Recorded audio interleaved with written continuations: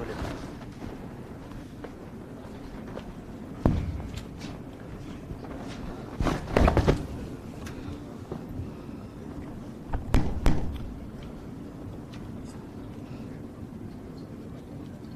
very good morning to all of you.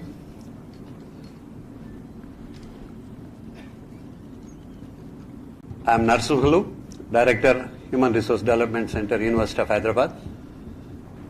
I extend a warm welcome to all the participants who are attending this one-day national seminar on National Credit Framework and Credit Transfer Policy. I have a great pleasure in welcoming today our beloved Vice Chancellor, Professor B.J. Rao Garu, who has given all the support and encouragement to conduct this particular seminar. And I must sincerely thank the support that we got from IOE, Institute of Eminence, that we are having from the Government of India, and the support that we got through. And I extend a warm welcome to Professor Mangal Sundaram, Professor of Chemistry from IIT Madras, Chennai, who was the architect behind, or the architect of NPTEL. And we have with us Dr. Gopakumar, Joint Secretary, University Grants Commission. And also we have with us Professor K. Srinivas from NIPA, Professor and Head ICT, and Dr. Subramanya, Principal, RV College of Engineering. All the resource persons are here. I extend a warm welcome to all of them. I also extend welcome to our registrar and my colleagues from University of Hyderabad. Thank you. At the outset, I would like to say a few things about the purpose for which we are conducting this seminar. You all remember post-1991, a tremendous change and impact has been created in accessing the higher education, accessing the knowledge, accessing the wealth. And we have seen the transformation in the last 30 years, how people from different categories accessed higher education and getting benefit. Yeah, we are all happy with the way that India is progressing, and now we are one of the largest 5 economies in the world. But times are changing. If you take that 30 years as an era, 1990 to 2020 is one era, and now 2020 to 2050 we are going to see a big changes, especially with 2 topics, namely digital revolution and the other is climate change. And keeping in these things, can we make our students beyond or besides employment as creators of wealth? Can they contribute to the economy of the nation so that we will become a developed nation by 2047 as designed by our Government of India? In this process, the new education policy has come in with more flexibility. The whole structure of NEP is built on flexibility. So to bring in practice this flexibility, there are certain facilities that are provided to the students, provided to the institutions. And with the ABC being gazetted, it has become a rule. And now how it can be implemented and make our students to feel comfortable in the process of learning. And thereby, not only that we make them as good citizens, but also make them as wealth creators. That's a word that is being coined now. That can be, if you see last 5 years, there are about 30 unicorn companies around the world flourishing, and out of 30, 2/3 are from India.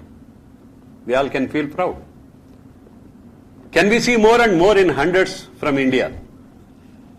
And it can happen through our students. And we are it is the time for us to do the right things, to see that our students are provided with all necessary skill sets.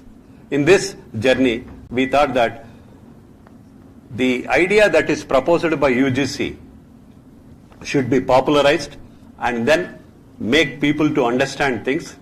In the entire discussions in the seminar, we are going to talk about why, what, and how.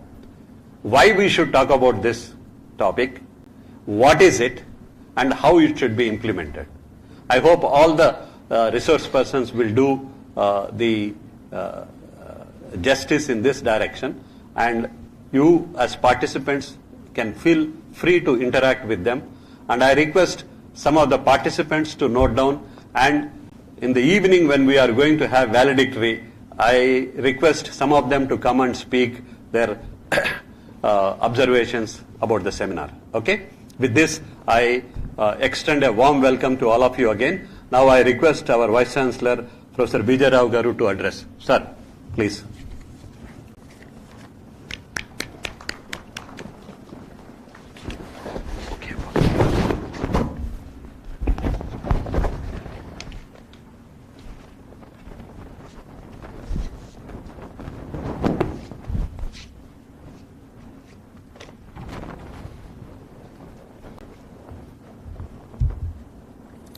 Good morning to all of you. Welcome to this very important one-day conference on National Credit Framework and Credit Transfer Policy. I also want to formally welcome our senior colleagues in this area, Gopakumar Garu, Sundaram Garu, Srinivasan Garu, and of course our own HRDC Director Narsimlu Garu and others. This particular topic has been very, very dear to some of us. This topic was dear to some of us even before NEP came upon us. Because finally, education as a process has to lead to quantifiable transferable units. And it is in that context that this particular theme brings us close to that reality. Education, when it started, let's say in ancient India and anywhere in the world, it started as a process of learning. But then quickly the learning became a product. A good process always leads to a product.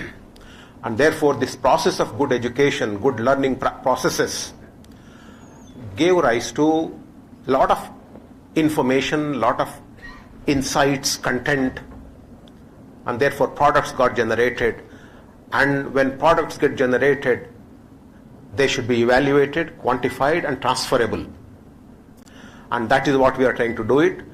And not do it just for the sake of doing it, but do it with a purpose. Purpose being, generate the citizenry who are skillful, who are productive, who can even generate wealth, and generate thought leaders. So the goals are well set now. We just don't want to educate people for the sake of education, but we want to educate people anywhere in the world for the sake of nation building activities. So the quality and the quantity and the transferability and the scalability comes into picture. In that sense, education has become education technology, and this particular conference has good number of education technologists who will explain to the stakeholders how technology has to be combined productively in the educational learning processes. So you can see there is a confluence of many threads coming together. But in the wake of NEP 2020, we still haven't learned, as a nation, we have not learned how to do it properly. It is in that context I felt that this particular seminar that we are holding nationwide makes a lot of relevance. I hope all the proceedings are recorded, and we will share all the proceedings to whoever wants in the country at no cost. And in these proceedings I have one or two wish lists. The wish list items are: let us explain clearly to the country, to the educational system in the country, how the credit policy has to be progressive, should be much more knowledge driven rather than commercial interest driven. Let us set up that kind of model. And second, let us define proper procedures and mechanisms to transfer the credits. This becomes a very important essence of credit, choice-based credit system, which we want to parcel it out to different units as the stakeholders desire. So these one or two items have to be properly defined so that there is no ambiguity in the way people understand. Right now there is a lot of ambiguity in this domain. So let us try to structure it. Let us try to propose something that even a beginner in this field can understand and appreciate. I want to just say a couple of more things and then I will leave the podium. Those things are, even in this high technology era, there are mind-related barriers for many people to acquire and implement technology usefully and in a facile manner. If we can break that barrier, if we can train those minds so that they can quickly absorb and adopt the available technology, that would help education a lot in the country. Younger crowd is much more alert and inviting on the technology front, but not so young crowd, I don't want to use the word old, are still not fully into it at the classroom teaching level. So that barrier, if we can somehow start breaking, that would be extremely useful. Most of us do not know the new technological breakthroughs that are happening. Even in education field, most of the senior citizens do not know. I must say this.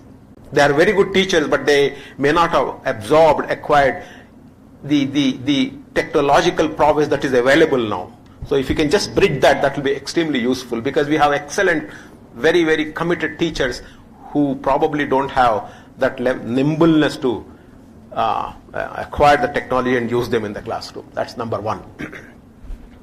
Number two, if we can use India as a country where we can do a lot of experiments on new educational models and show it to the world that these educational models are useful in a larger context, that will be extremely useful. The model that I have in my mind is that, in MIT, they did poverty alleviation experiments for which Nobel Prize was given. You remember? Poverty alleviation experiments could have been done in India. We didn't do it. In fact, Indian samples were taken to do the poverty alleviation experiments for which economy Nobel Prize was given.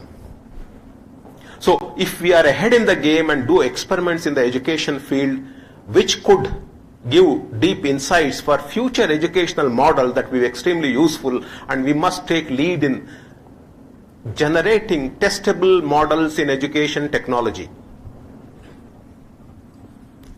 We should do it in a hypothesis-driven manner, in a scientific manner, taking sample size and inducting enough statistics in it and following null hypothesis, and see if we can test the models which are useful for generating deep insights in our classroom. Remember, in India there are a lot of slow learners. Have we generated enough educational tools to help the slow learners? I don't think so. Unless we take the slow learners along with us, the impact of NEP 2020 can never be felt. We have a lot of fast learners. They will learn anyway. Whether NEP 2020 is there or whether educational technology is there, whether credit framework is, they will anyway do it. But what about the bulk of slow learners who have language barriers, who have technology barriers, who are first generation education students? How do we help them? Do we have some special tricks up our sleeves to help them in education and technology? Have we done some experiments to check whether certain things can be tweaked to help them? So if we can bring in enough scientific methodology, null hypothesis based methodology to help slow learners, average learners, late learners, learners who come again with a gap. We have all kinds of interesting people. Our women force can come back and they want to learn again with a gap. Do we have anything special that they can do and pick up further? So all these interesting variations we should address in this field and see if we can come up with some tangible solution. Only India can produce those solutions. The West is not worried about these because their problems are different. These are our problems. So my supplication is just think of these interesting problems. Look at education technology as a problem area where we can solve some of these. If we can do this, I think we will make lasting contribution, not only for India, for the globe. Some of these ideas have to be discussed is my intention, and I hope we go through such discussions and we document some of these and provide a model for the entire country to follow in the years to come within this new education policy framework. Again, welcome all of you. Thank you that you have come here, and then let's move on. Thank you very much.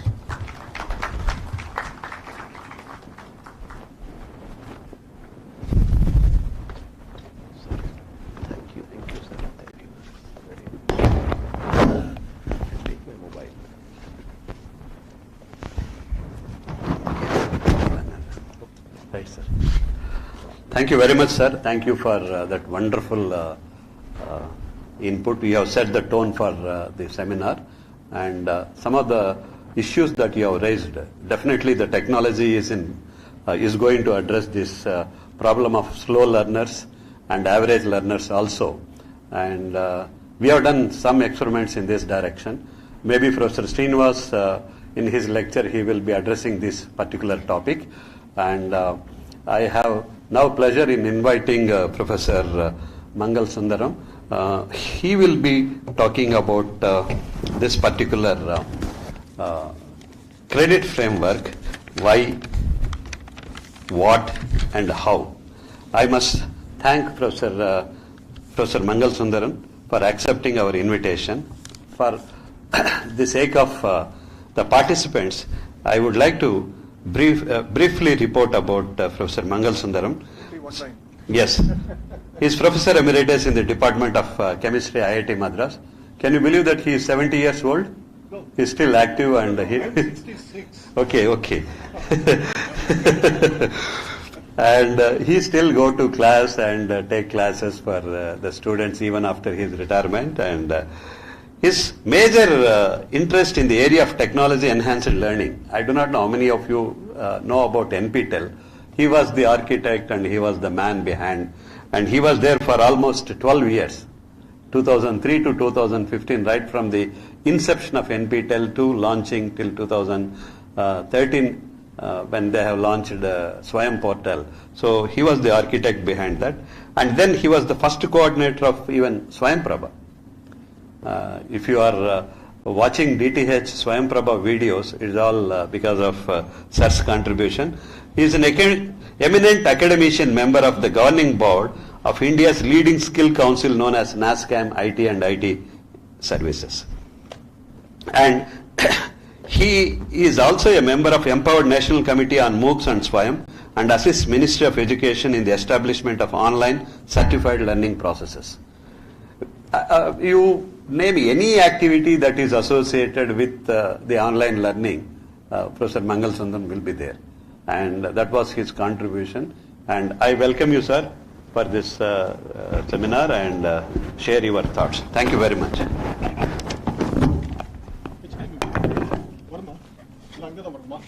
Yeah, I don't mind standing there and talking. Can everybody see? Automatically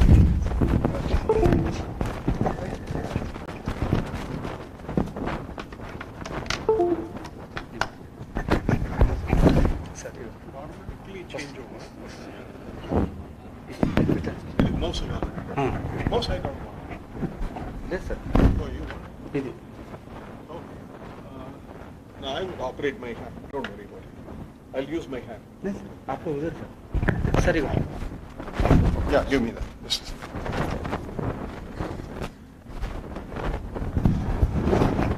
While I do spend a lot of time thinking about technology, the gadgets really scare me about the way they change in time and change in place so quickly. Just one moment, I'll do a full screen. Yeah, that's what you want, right? Yeah. I'm just going to do a full screen. Should be all right. So let me do this as a slideshow. Yeah. So you can do that, but does that come out well? No, it doesn't come out. It doesn't come out. Okay. To do that, I need to give you a converter. Just one moment. Okay? Because this has only C cables.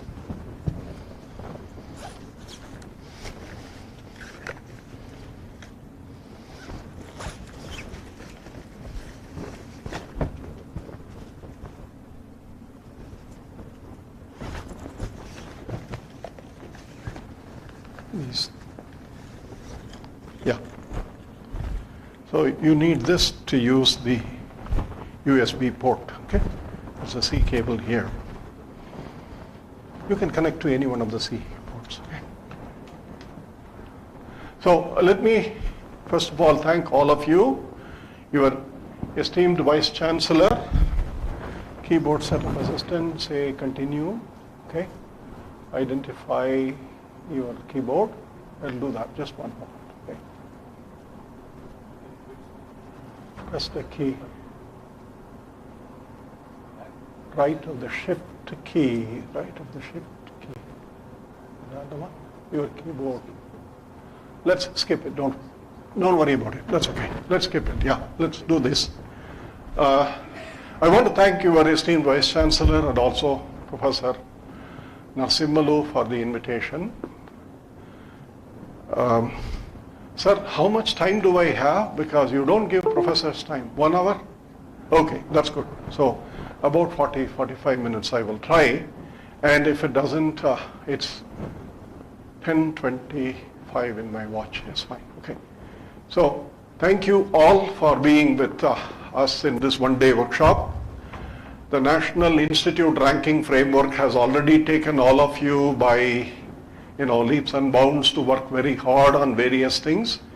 But the more serious problem is not about ranking ourselves, but how to rank our students well and how to train them well in the long process. And therefore, teaching them and providing them the opportunities, particularly in the era of the demographic dividend that we are currently experiencing and about to experience a maximum in the next 3 or 4 years, it's very, very important for us to seriously consider the transformation and also the requirements. My presentation will be general. I will not give you specifics of how to do credit transfer for specific schemes, but I'm here for the whole day, so if there is any discussion involved, I'll be quite happy to tell you whatever I know. I'll be happy to share that. But this is more about the system as a whole, as I have understood.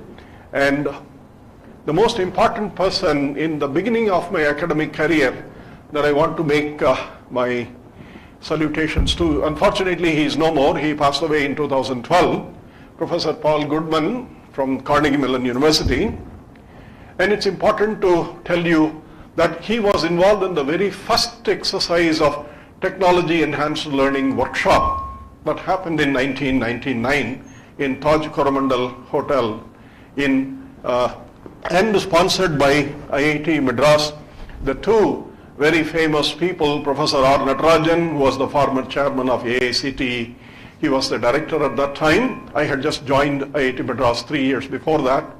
So he called me and said, you are aware of technology, you have been using technology in your classroom and so on. So I want you to help Professor Anand, who was at that time the Dean of Academic Courses, and later Professor Anand became the director of IIT Madras in 2001.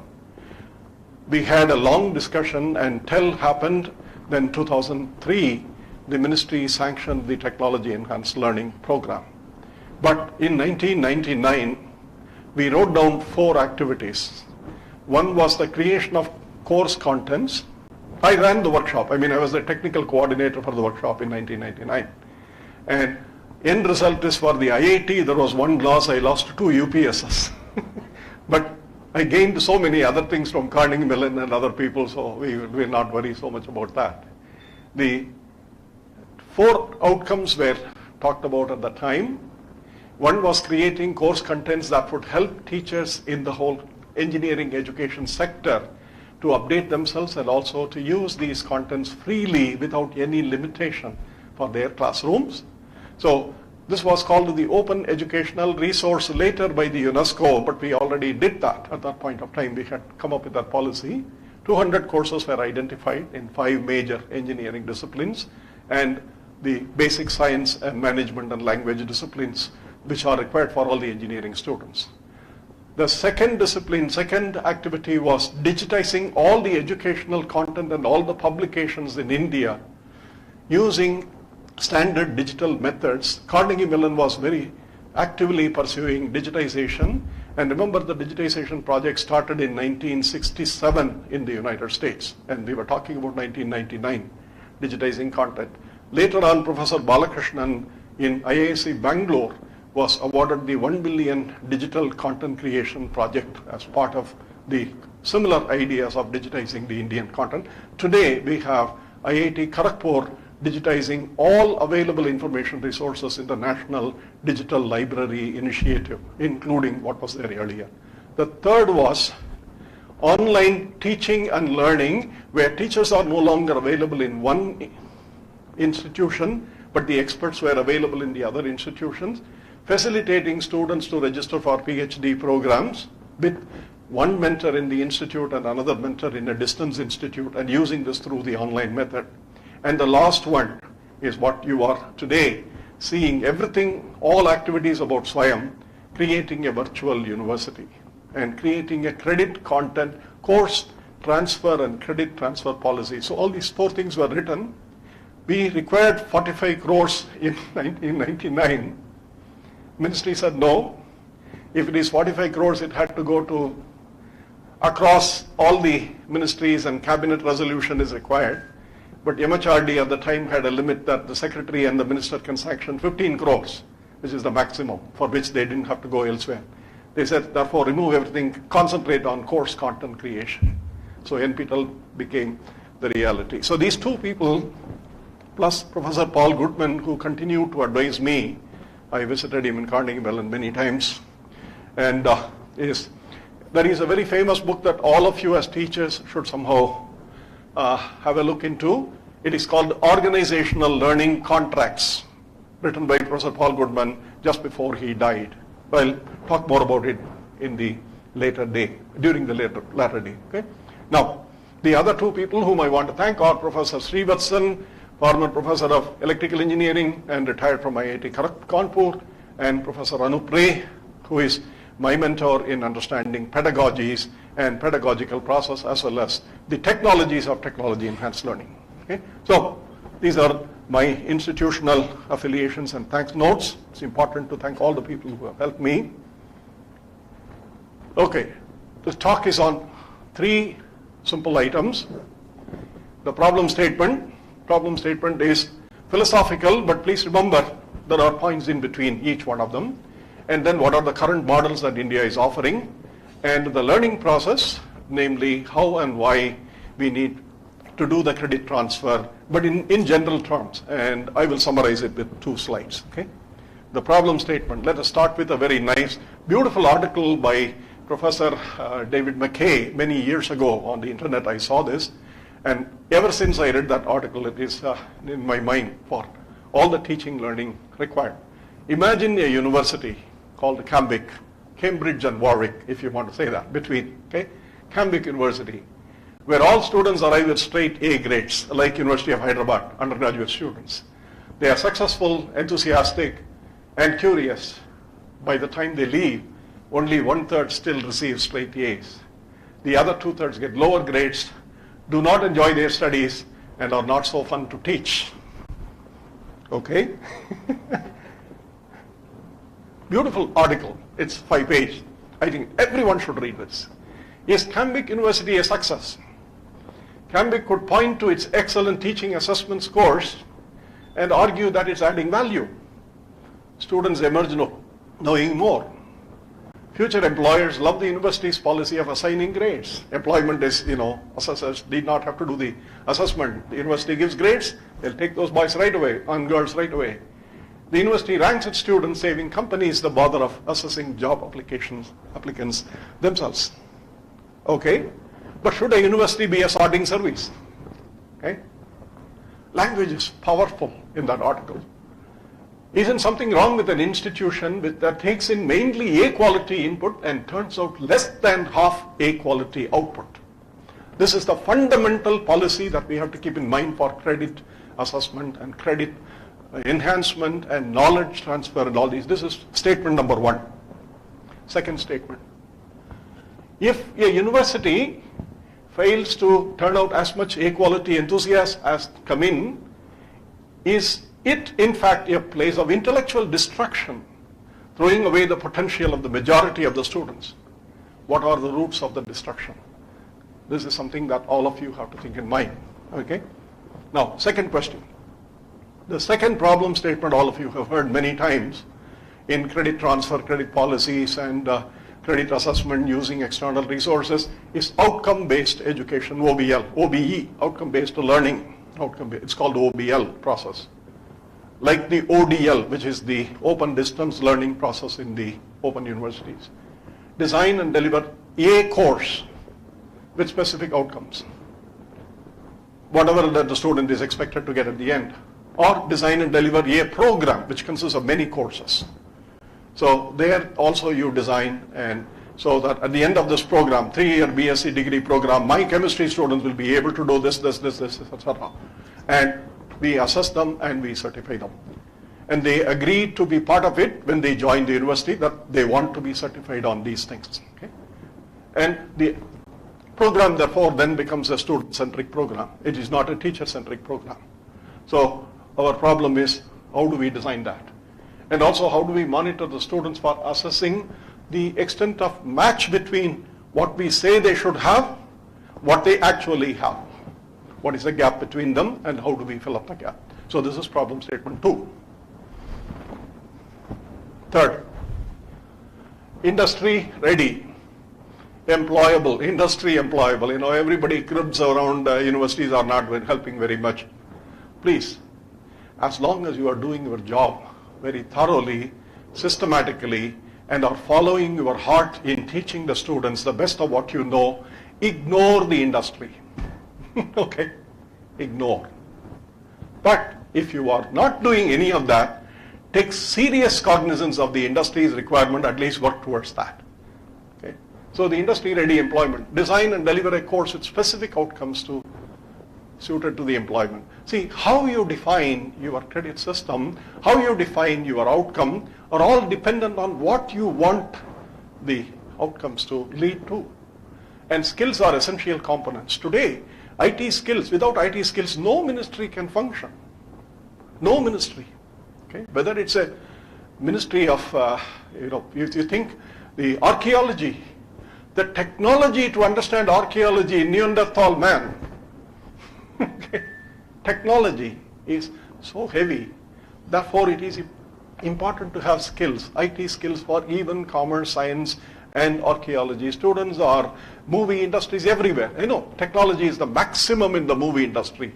I don't remember how many of you, when you watched one of the old Onion robo movie of Rajinikanth and the equivalent, at the end of the movie, for 17 minutes, the screen was going down. 17 minutes. I was the only person sitting in the theater. My wife was very embarrassed to be there. Everybody else left. But I said to her, look, I want to see what are all the technologies that these people are using to create this kind of animation. I wrote down some of them. And she said, you didn't come to the theater to study. You came to the theater to enjoy. Get out. Go home and look at all these things. But that's not the point. The point is, today technology is all pervasive. Therefore, your credit system, how does it take into account this enabling the students to produce newer technologies in addition to newer concepts? So these are all problem statements of the current credit policy. Okay, beautifully done. NEP has done a fantastic job, After many years, there is a very clear-cut document about what the future should be for at least the next 20 years. It says in green, increased access, equity, and inclusion. And then again in green, online education and open distance learning.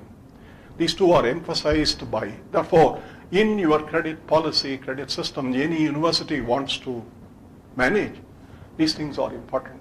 Okay? And UGC today enables you to do that by giving you a handle for 40% of your courses to be actually sampled from sources outside of your institution if you agree those courses are very relevant to your students. So there is a handle given to you. So online and open distance. And of course, it's very important that infrastructure and learning materials accessible and available to learners all the times and the learners with disabilities. Now, this is very important. NEP also says, you can see the green things, particularly they enable the study of one or more specialized areas at a deeper level. NEC does not say don't do research. NEP says, do whatever, that's as important, but there are other things which are also important. Research is the fundamental outgrowth of a university system. United States today will not be an industry-led country but for its university-based research after the Second World War till today. The institution, the internet, is not an industry development. It is fundamentally a research requirement of sharing information between individuals who are capable of understanding them. Mail system started that.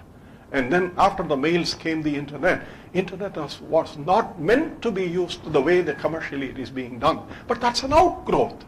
And that has built an entire, therefore universities are fundamental in research, development and knowledge.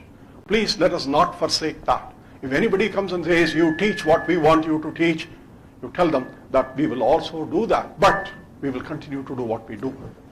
Must enable personal accomplishment and enlightenment, publishing fantastic papers, publishing new ideas. That's part of the teaching and training policies, constructive public engagement and productive contribution. So some of these things are from the NEP document. Okay? Now, NEP finally does a very beautiful recommendation that revamp the curriculum, which is what we are we are all about. Pedagogy, assessment, and student support for enhanced student services. So these are all the requirements of NEP in the new credit world. Now, let me skip this and come back if necessary at the end. This is one slide I would like to concentrate a little bit more. The pedagogy versus the andragogy. Okay? Andragogy is adult education. Malcolm Knowles came up with a very beautiful documentation for andragogy many years ago, professor of educational psychology.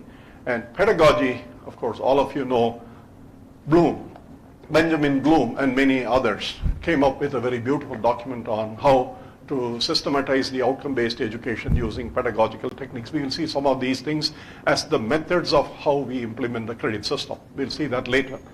But you see the first side, the left-hand side, is a more deterministic side and a directive side. The right side is an experimental side where the individual is getting enabled on his own or her own. The left side is for the teacher to decide what is to be learned, when it is to be learned, and how it is to be learned. School education, you need a pedagogy because the children do not know what to learn, how to learn. You need to systematize the education. NCERT books are fantastic examples of pedagogically threaded sections of the NCERT. All NCERT books are pedagogy researched. Then you have primary techniques in education is transmittal delivery. The teacher says, the student picks up. The teacher talks, the student picks up. It's all transmittal. And then the learning is standard curriculum. The teacher says, this is the book, you have to read everything. The students don't ask questions why they should not read some of them. They have to read everything. Questions will be asked on every one of them. Questions will be asked on every one of them. And then the last is subject-centered learning. It's not necessary that the subject should be immediately useful for your life. You learn, and sometime later you will find that certain subjects are useful, certain things that you are very happy that you learned some time ago. On the other hand, the andragogical is the higher education model. The higher education model tells you increasing self-directedness.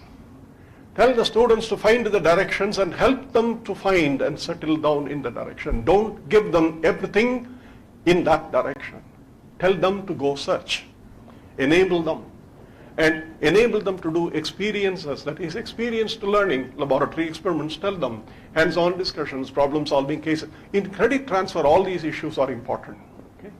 And then the learning is through the life applications. So the students in higher education must feel that what they learn is useful for certain life applications that are connected with their area of research. COVID, most fantastic and most grueling life application for a biotechnologist who wants to build a drug in a very short time with a specific goal.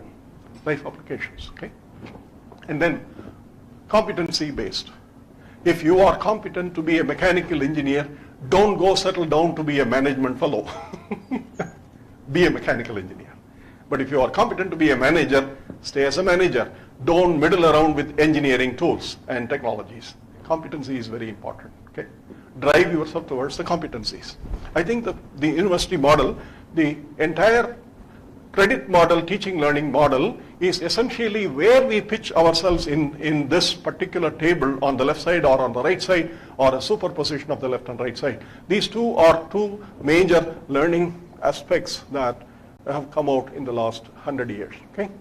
Now, the role of faculty. Let me skip the slide because I want to talk to us about the challenges that I have faced and the challenges you are facing, and the challenges that the students are facing. Please don't think students are your challenge. For the students, the college is a challenge. Okay? Should see the other way around. The reason is, you see the next line, in the same line, changing curricula. You know, you come to the college, 4 years later what you have studied is no longer useful for what was needed at that point of time. 4 years and before you came in, yes, data science was a fantastic subject. Everybody joins data science. There are million students in data science. 5 years later, after they get the degree, data science has gone somewhere else. Okay? So students have challenges. They have to adapt themselves to the social requirements and their future. What is the challenge of us? These students are not motivated in our class. They are dull. They don't focus. So this is the teacher's challenge, which is the second. Like a lack of attention, focus in the classroom. And then the administration, like the university vice chancellor, registrar, etc. Finally, you have to pass everybody. You fail students in your institution, you are not going to get accreditation. Okay? You have to pass all of them, whether they are good or whether they are complemented or not. So, you see, these are the current challenges associated with our educational processes. So these are all part of the problems that we face. Now, this is the most important problem that we have, the arrival of the internet. When you and I, many of you, I think some of you here are much younger than me, therefore you have been here before, after this has come. Internet and access device. Please read the proverb. Every man and woman, M-A-N, sorry, that's an error, is given the keys to the gates of heaven. Little do they know beforehand that the same keys also open the gates of hell. Chinese proverb. So, what does that mean? The keys, okay? We have the keys for everyone, okay? There is no child in India which over a period of time will not have a mobile. And most children will also have tablets and computers and other things. So what is hell or heaven? That's that, okay? The internet. You decide how to use the internet using the keys given to you, you create heaven. If you don't use it properly, that's hell. This is modern world. And the students have these keys. Now therefore, the teachers' policies, credit systems, advice, everything, etc., should be to drive them to use the right keys for the right learning and the right play. Internet has everything that you and I taught, everything that you and I cannot teach, everything that you and I cannot even understand. Internet has all of them. Therefore, the students, if they ask you questions, why should I come to the college? They should see that because they came to the college, because they talked to you, because they had the guidance of all of you, they understand the systems better. Knowledge libraries do not make a person learned. What makes a person learned is the process of acquiring the knowledge by a directedness of those who have already learned, those who are already learned. And therefore the teachers are fundamentally important, and that's a role that you have to have in any of the education system. Okay? So now let's go to the actual models. Okay? So that's about 20 minutes.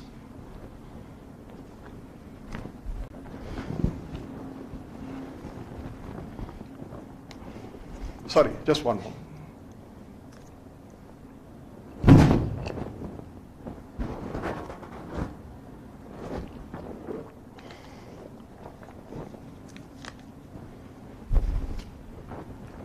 So, two excellent models. All of you are part of the UGC, and we have also a formal official representative of UGC. CBCS is one of the best things that I have seen over the years. I have seen the 119 subject divisions of CBCS and have downloaded many of the subject matters in chemistry, physics, and botany and zoology, because subjects which are connected to my area. I'm a chemist. I'm a trained theoretical chemist, studied chemistry and do research all the time in theoretical chemistry, students, etc. So I see that this is a very relevant model for teaching and learning. CBCS, if you are not familiar, please get to know the CBCS document. That you see, it gives you models on how the credits can be brought in. Details. Here is the AICTE new curriculum, which also talks to you, if you are doing engineering subjects, how the credits should be assigned and what are the subjects to be taught. There are 2 volumes on different syllabi for engineering and how common courses should be taught in the first year and how branching should be done in the second year. My daughter was a student of the University of British Columbia, Vancouver, undergraduate, after her high school in Manavani in IIT Madras. We just packed her off, saying that she was a Canadian by birth and she was entitled to Canadian education. Government was ready to support her and so on. So at the age of 17, we packed her off. Okay? Not something that mothers would be very happy about for one daughter, but she also went along. In the organization of the credit system that she had, there was flexibility in the first year. In the first year, everybody is a faculty of science student. In the second year, they choose 3 branches, whether chemistry, biochemistry, and another one, or chemistry, physics, and materials. They choose 3 branches and take courses in one of them. One of the 3 branches or 3 branches. The faculty advise them. There's a whole basket of courses. There are probably 100 courses, so they don't have to choose all of them. And then in the third year, they choose to become a major student. And in the fourth year, if they want to be honor student, courses are specific. They have to take this in order to do the honors course. So the credit system gradually moves the students from a larger base of free and open learning materials credited to a slightly smaller and a sort of a pyramidal structure. Okay? And also you can do multiple degrees. You can do a major in biochemistry and a minor in chemistry and a minor in physiology and a major in chemistry. And if I remember Peter Russell's book on the science of God, where he says that he wanted to change to philosophy after halfway through his PhD program in physics, particle physics. And he became very much interested in philosophy. He came to India, he looked around all the things and became very natural philosopher, but he wanted a PhD degree. Fortunately, in Oxford University, philosophy and physics came in the same faculty. Therefore, whatever degree courses that he had done for his PhD physics could be credited for getting his PhD degree in philosophy with additional courses. This enablement of transfer of credits and enabling faculty students between multiple disciplines is another extremely important thing. AICTE gives a very beautiful summary of the curriculum on this. These are the models. This is the IIT Madras model. Beta courses, you see, third column. 159 plus 27 elective, 159 core courses and 27 elective courses. And then you have humanities courses are 27. The 159 is 84 plus 9 plus 72. Science plus core elective plus unallotted credit. Therefore, the students have to go between the departments to actually take the courses. It's not enough that they do only their department course. Okay? So it is important for them. The slides I will share with every one of you. I'll share with Narsingulu. So please feel free to use them. And if you have any comments on that, please let me know. If there are mistakes also, please point out. Feel free to do that. Okay? Because every meeting I go to interact with faculty, I need to take home something for my learning. Okay? And credit load. This is McGill University course, credit. McGill was my alma mater. I did my PhD in Montreal. And McGill University, there are 3 lines at the top you have to look at. 12 credits per term, full-time status, up to 14 credits maximum in probationary standing, up to 17 credits for maximum also is limited, by the way. You know, it's not possible for students to take 17 courses in one semester. The university says, no, go waste your time. You will not do justice to these 17 courses. This is the maximum you are permitted. Okay, so that's the limit. And then you have the details. What is a graded course? What is the maximum allowed credits? What is the student CGPA if you want to do specialized branches? You know, if you want to do honors biochemistry and you are a major in biochemistry, unless your CGPA is 7.5 and above, you will not be transferred to the honors program. Please remember, the credit system puts the students in ladders. It does not give them the biochemistry branch on day 1 like our JEE system does, like our examination system does. The student goes to an institution for a specific branch, 4 years, and then they find out in 2 years they don't like the branch. They become problems for the teachers in the 3rd and 4th year. And I don't want to face an uninteresting student who failed an examination more than once more. Okay, I don't want to face them 3 times or 4 times because I have to give them the examination to pass them. So there are 2 options I have. I don't fail any students, but those who don't do anything at all well, I give them the minimum grade, which means CGPA will not have any value on it, less than 5. No contribution to CGPA. They haven't done it. Or the students come back, they say, somehow we'll do it better, we give 1 examination. Why do you want to face the students who are not interested in your subject by giving them exams again and again and again? Because they have to pass. Because our registrar will say, our HRD people will say, sir, please pass the course, otherwise MHRD will not find us comfortable. So these are things that you have to, CGPA requirements in each level. These are models that we have today.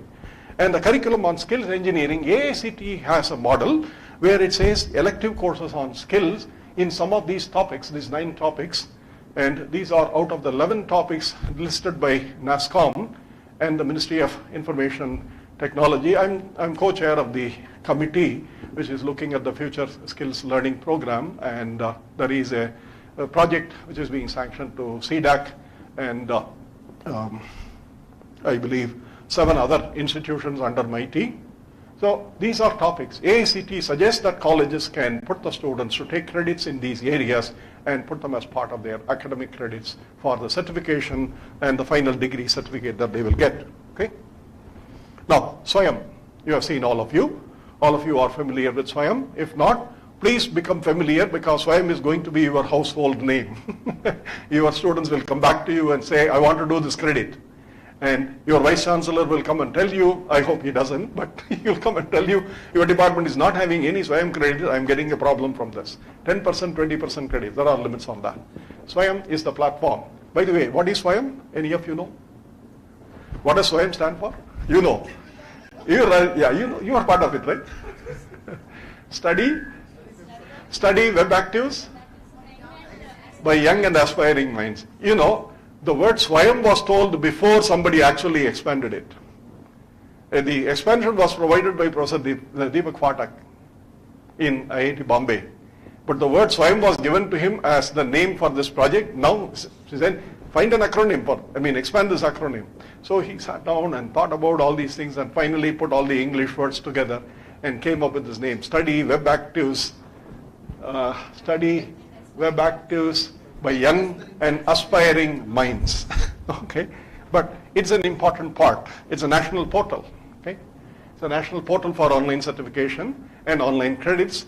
A part of it you have to include in any of your the curriculum development, and also it allows you the massive open online course model that came first from Canada in 2008 by two people, Robert Downing and there is one other professor in Athabasca University. The massive open learning initially was not a course directed platform. It was a platform which built the learning materials through the participation of 2,500 participants, of which about 20 students were registered in the University of Manitoba for credit. The remaining, out of the only 20 were registered for the examination and for credit. The rest of them were contributors. What is the percentage? It's 0.1%, okay, of students for a course who are part of credit system. The rest of them are onlookers and they contribute.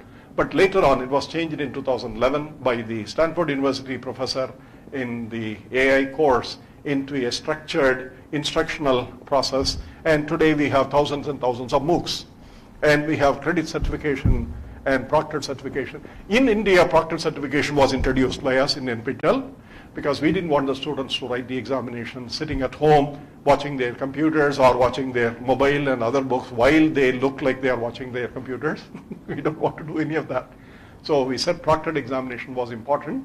They had to go to a certificate center, an exam center, identify themselves. And I have a very simple, nice story. One student, we had an age limit, 18 was the age limit for any student. One student wrote to me, at that time I was still the NPTEL coordinator. He said, "Sir, I want to apologize for writing this mail. I am a 14-year-old boy and I have taken part in the data science and algorithms course. I'm very much interested. I wanted to certify myself. But now I realize I made a bad entry in my age limit. I put my age as 18, but now you are asking for my identity card, which says I'm only 14 years old."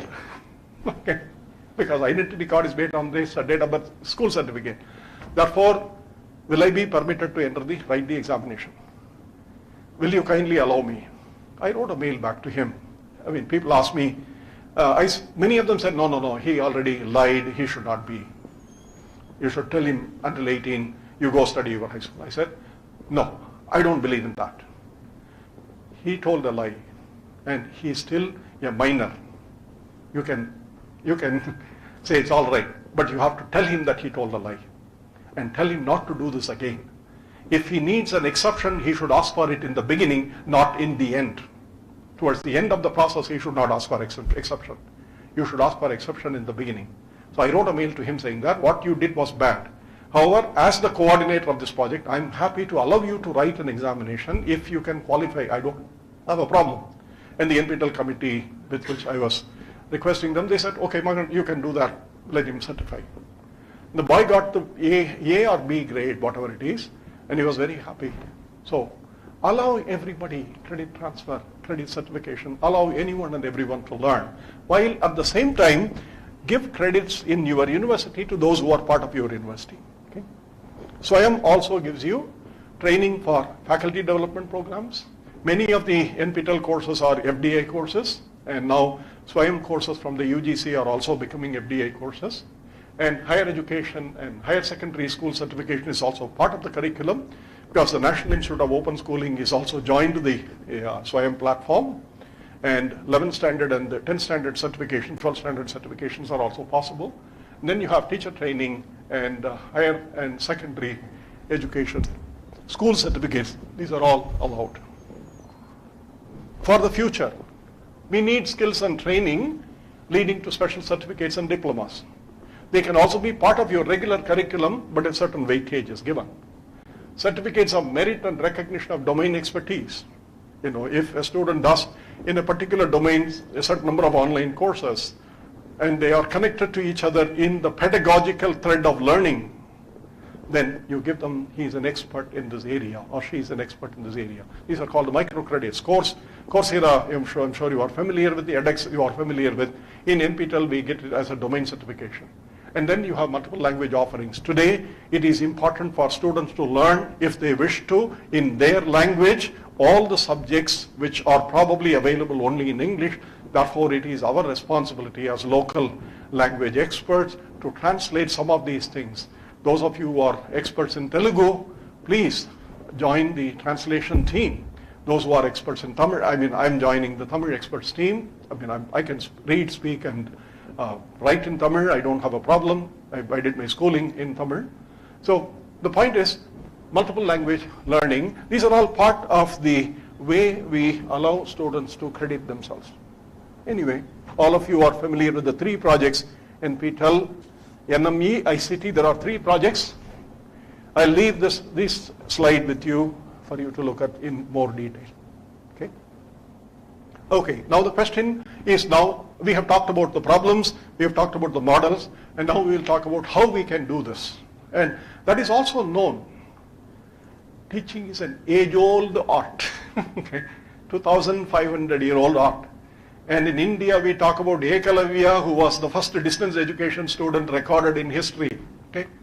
I mean, Americans may say whatever they want to say, the Prussians may say whatever, but our historical records, I mean, whatever it is, the conceptual idea of Ekalavya and the conceptual idea of the internet access that I have in this little device that I carry, okay, was what people have. Anecdotically, you can say that Yasoda opened Krishna's mouth and found the whole world. Well, this is my world's mouth. You know, with this, I can see any part of the world, virtually. Gmap, anything. Tell me what is it that I cannot access in internet.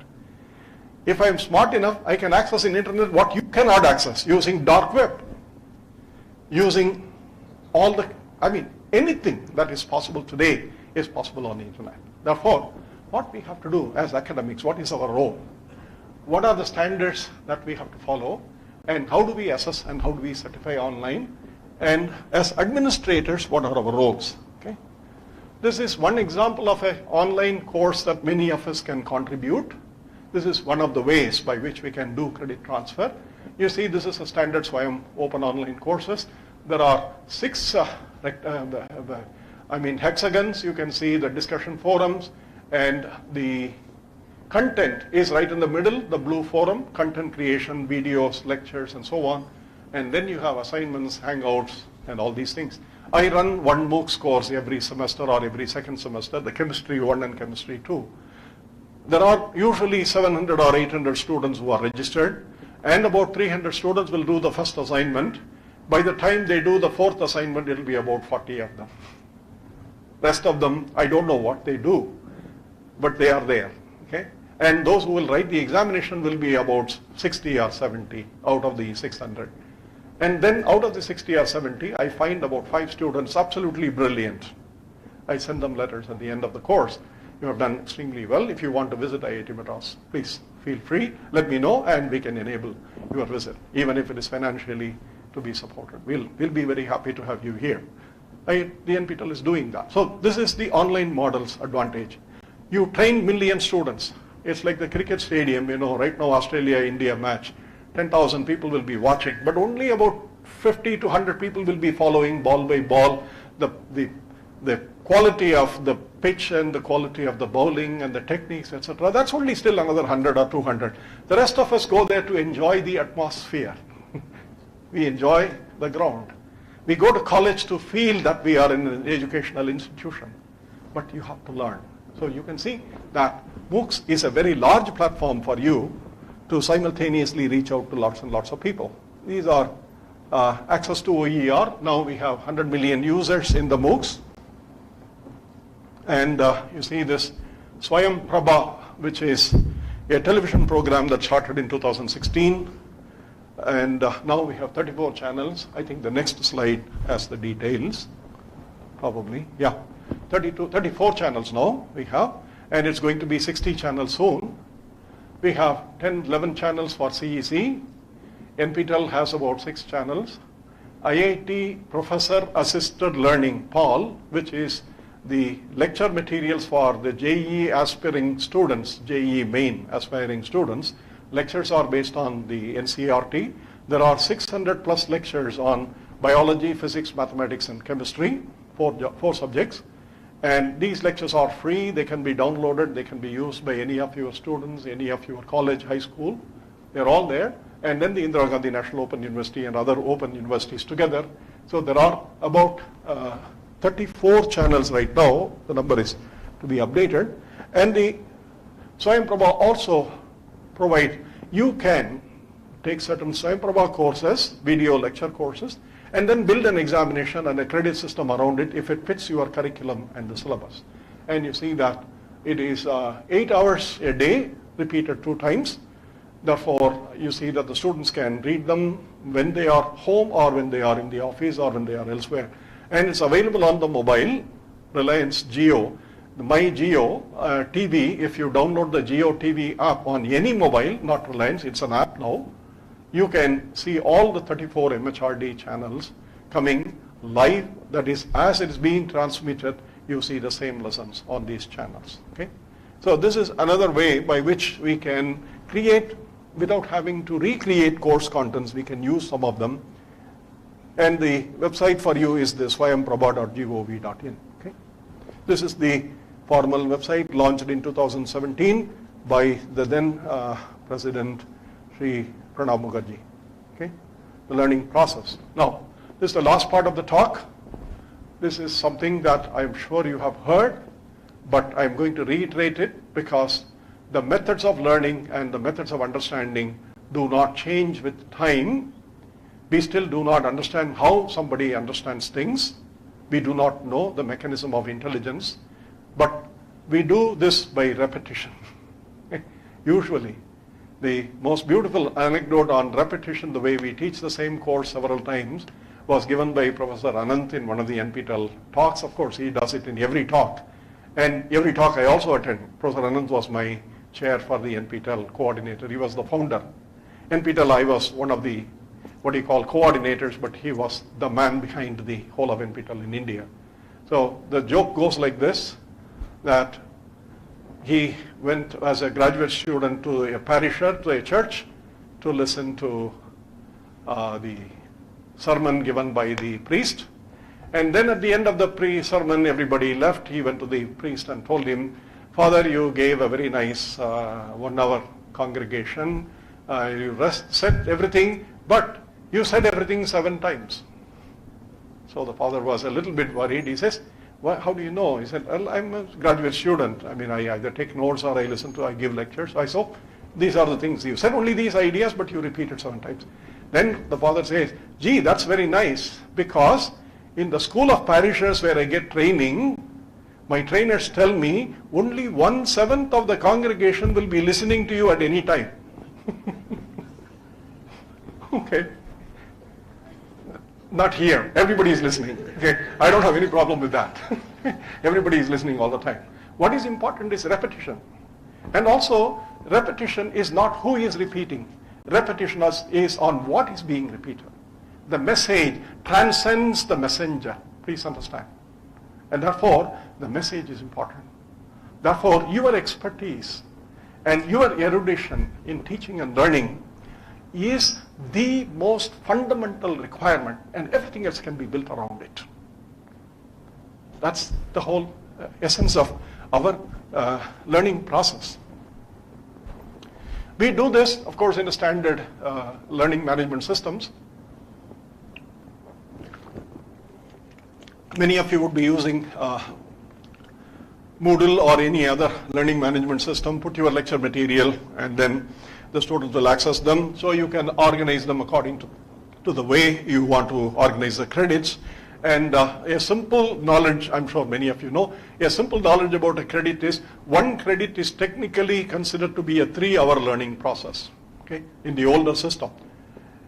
And therefore, when you say 3-credit course, you will give 3 lectures, but the students will need additional 6 lectures to do everything else, learning, assignment, etc. So it is supposed to be, the student is supposed to spend 9 hours. And if the students come back and tell you that they are learning so much, the college is very busy, they are not able to find time, etc., you ask them to sit down and give them this one little analysis that I give all my BTech students the very first year and my MSc students. I tell them that you are in the class in this institute 5 days, 7 hours a week. That's all, 35 hours. And assuming that you have to read another 70 hours, the total education time that you have to spend is 105 hours. The total clock time you have is 168 hours, 7 days. Counting that you sleep for 8 hours a day and you spend 3 hours a day for all your personal requirements, eating, everything, etc., you still are left with another 10 hours. So don't tell me that you don't have the time. You can take 2 more courses in addition to this. After that, the students don't come to me. They don't come and ask me saying that, sir, you are teaching a lot. They say, teach whatever you teach, we will do. Okay. The point is, justify what you do and tell students how to learn what to learn. Give them an argument, they will come back. All of these things are about the design and the way you conduct these courses. And also, it is important that the first line, the second line is what you saw in the andragogical table, is a teacher is to facilitate the learner to learn just in time, not always when you teach. I teach at 9 o'clock in the morning. The students are not ready until 11 o'clock the previous night to the examination when they want to learn. But then they should have the access to the material. They should remember that this was taught. So just in time when they want to learn. So technologies today allow you to retrieve and to retain, and also the danger is that it retrieves everything you said, therefore you cannot escape by saying you copied it wrong. You cannot do that because your video will say exactly what you said.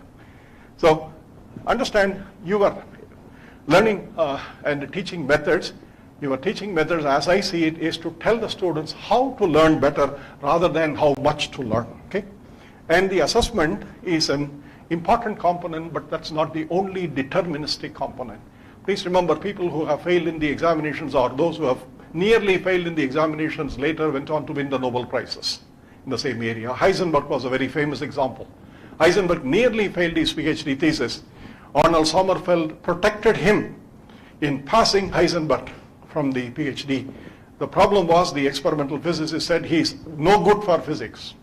Therefore, Heisenberg lost the international European scholarship that he could get, but he still got the degree. And about only 10 years later, he won the Nobel Prize. Okay? So it is not necessary. Examination is an important component, but it's not the deterministic component. And learning to learn is the more important or the more important outcomes of any course program that you credit. And I'm sure if you do not know this table, please refer to Wikipedia. This is there. When you type Wikipedia and Bloom's taxonomy, this picture comes out very beautifully and very nicely, artistically drawn, hexagon. And the 6 items that you have, I have put it in larger letters in terms of knowledge, comprehension, application, analysis, synthesis, and evaluation. These are the focus points of any teaching learning process. And it's not possible for us to have all 6 components incorporated in any learning. We may have to do 2 or 3 components at the most, and the 4th and 5th components are important in higher studies, particularly in PG and research domain. Okay? Now, exactly what these things mean, you can see what is meant by knowledge. Information, essentially. Knowledge here refers to information and the ability to retrieve the information, recall the information. So you can see everything here is not about your understanding, is about your memory. Everything is about your memory. Select, list, name, define, describe, memorize, label, identify, locate, recite, state, recognize. Everything is memory based. Recall, that's the knowledge component. Okay? Second, comprehension. Now you are talking. You are asking the students to do a little bit of thinking. Okay? You give some things and then ask them to match something, X to Y. They have to think. So the second component of comprehension is matching. Ask the students to state the same thing in his or her own words. They will be in trouble. Okay? So those things are important. So this is the next level in the cognitive ability of the student to understand things.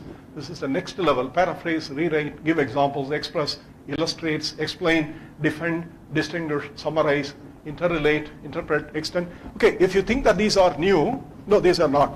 All I did was, this diagram was too small and you could not read all those things in that, so I have just made them into 6 slides, okay? So the same thing here. Application is where we normally stop. Organize, generalize, dramatize, prepare, produce, choose, sketch, apply. Application, apply. Apply the principle to solving a certain problem. So these are things that you need to concentrate, and at our undergraduate and postgraduate level, we stop at this level. We do not go beyond this. Okay? The fourth level, fifth level are essentially cognitive enhancement. Compare, differentiate, most important. Differentiate between what is learned and what is seen. Analyze them. And you see that these are all what are called the action verbs in the language of educational taxonomy. These are action verbs which have been listed in the Bloom's taxonomy, the revised edition in 2001. And Bloom published the first book in 1953. Very old. Okay? The taxonomy of learning was a very famous thing.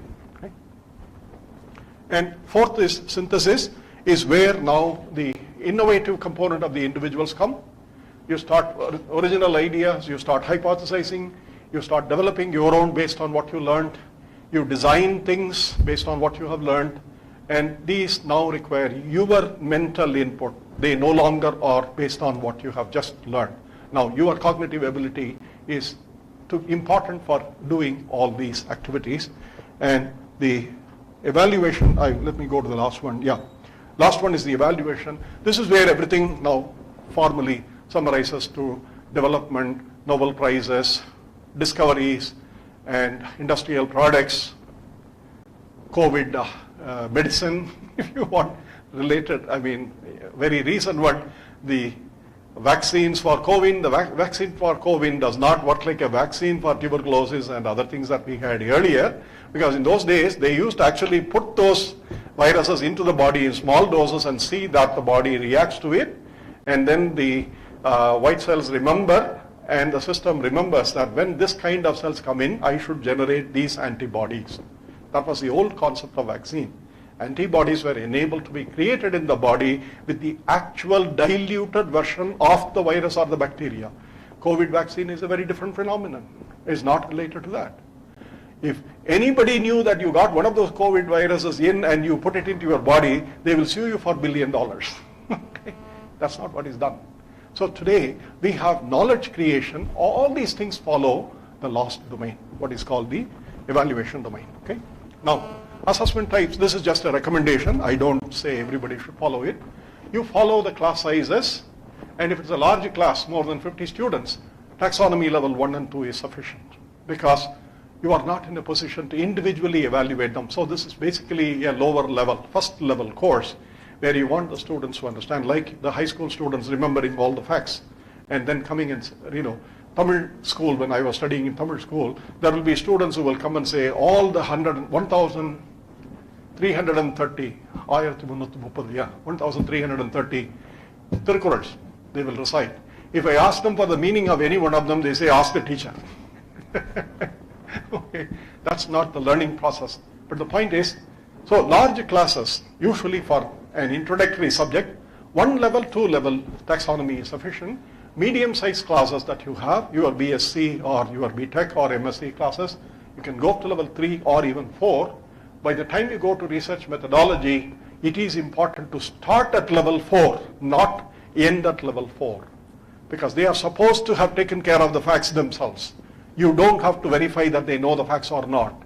Don't ever interview a faculty for a basic concept he or she did not know. Please avoid interviewing them. Ask them on what they have been doing. If they go to the students will anyway kill them later, okay, if they don't understand the basic concepts. Therefore, they will learn it. It's not that I understood everything I teach in quantum mechanics, quantum course and group theory, it's not that I understood before I came as a faculty. I learned them over the next 25, 28 years based on the students' requirements. But for the PhD level, it is important for students to know before they come. Encourage them to go to the level 4 and 5 and 6. That's where the discoveries come in. Okay? So, and this is another topic. Because of lack of time, I will run this away. Later, I'll talk about it. The flipped class model, I'll talk about it later. But let me come to the conclusion. Only 2 slides. Teaching is a short duration delivery. You deliver once, okay? One lecture once. You don't deliver one lecture 5 times for the students. Learning is a lifelong experience. The classroom, therefore, is to be made on demand for the students when they want to learn. The teaching material is already there. assess quite regularly so that you also know that the students are picking up. Let most of them be self-assessment. Tell the students to assess themselves by helping them with questions. Tell them to learn from the peer group is much better to learn from each other than the teacher-student group. This is a directed group. The students are more comfortable asking fellow students. So create peer groups in your system when you teach them.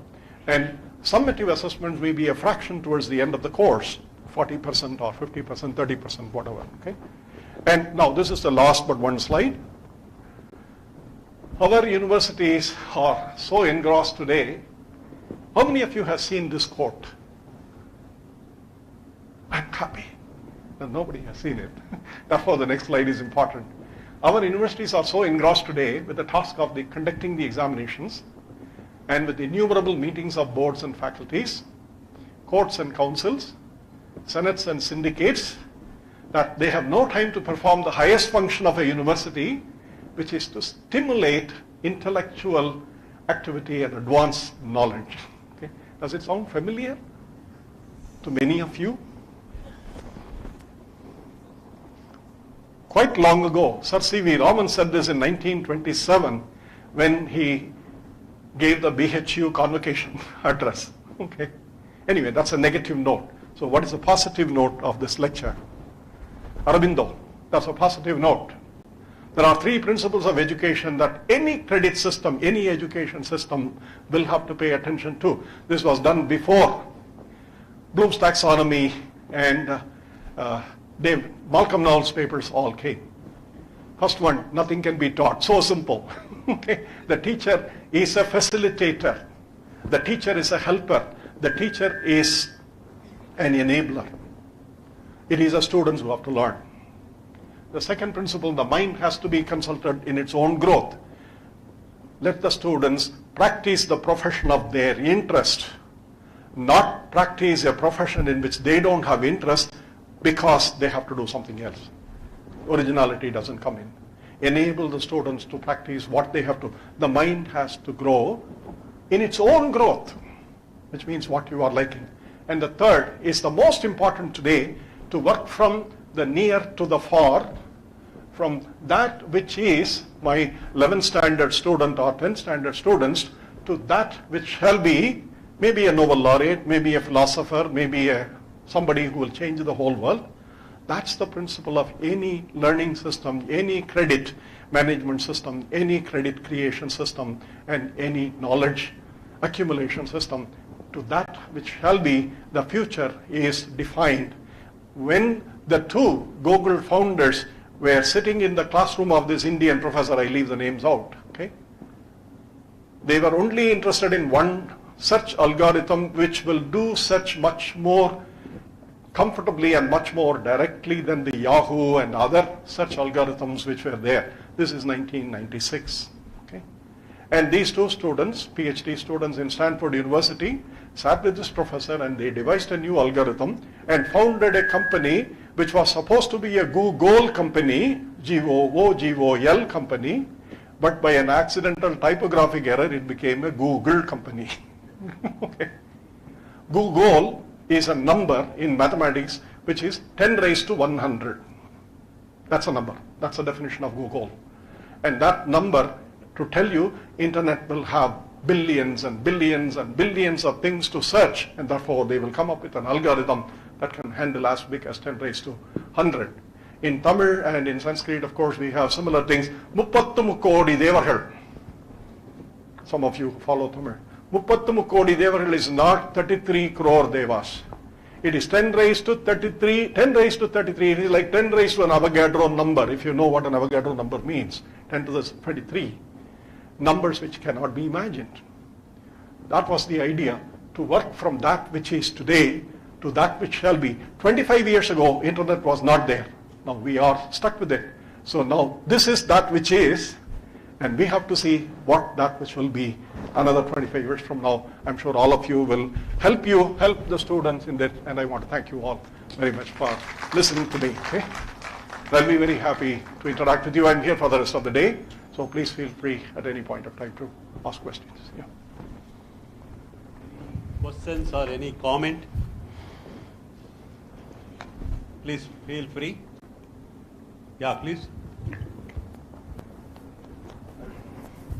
Yeah.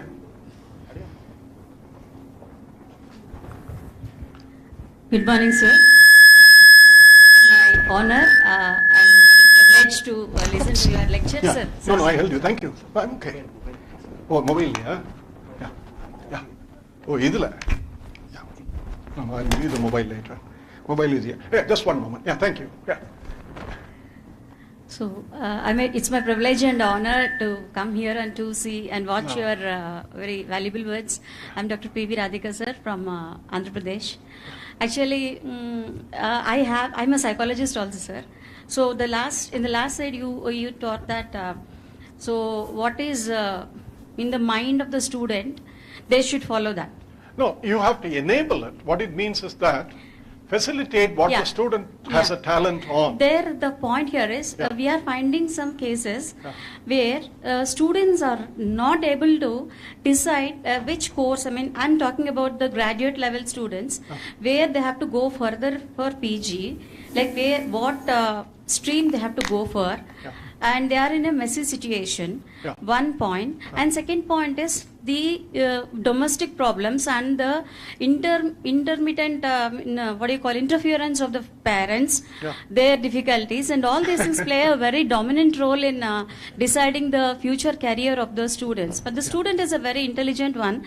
He can decide himself if he is given some counseling, or if he is taught that you are someone very he should know what he is actually. Self-awareness is very important. That's what you told.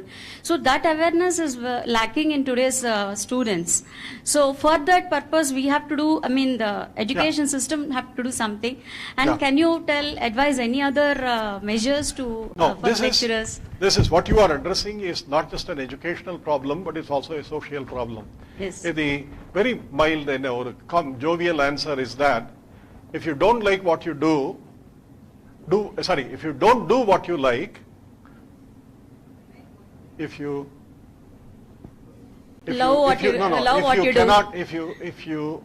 don't do what you like, you learn to like what you do. Yes. Okay, the other way around. Yes, yes. So that's one. The second is the parental influence is very important to your point. At the end of the day, the parents are with the children much longer, and the parents also have a genetical affiliation with the students' abilities. They may have a better judgment. It is the teacher who is supposed to find this judgment and make this judgment at the school level and tell the parents that your child is this, your child is good at this, that, etc. But this is not happening in our school system. Therefore, this process of what needs to be decided at a much more elementary level is getting transferred to you at the college level. That's all there is. That's one problem. The second is a confused student is sometimes better than a student who has a clear decision making and the decision is wrong. If the decision is wrong. So, and second, you can always tell the student today, unlike our lives, I mean, I'm 66 now, I had only one career in my life, which is the career of a teacher and a researcher. All my life I was researcher. In fact, my grandma is supposed to have told me, this is another joke I tell everybody, my grandma is supposed to have cursed me when I was 3 years old, among all the 50 grandchildren that she had, that she will drop me in the school, and by the time she comes back home, I will come back behind her and say, Mom, Party, I have come back. And she said, you will be always in school. That's what she said. Look at where I am. 66 years I'm in school. So what is important for us is we had one career. Today's children don't have one career. They will not have one career.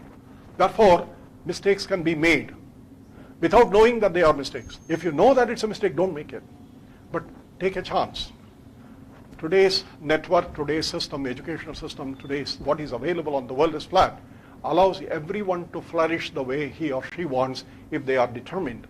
And if they don't see that they are not able to do within 2 or 3 years, if they fail, failure is not a failure is not a sign of the incapacity of the individual.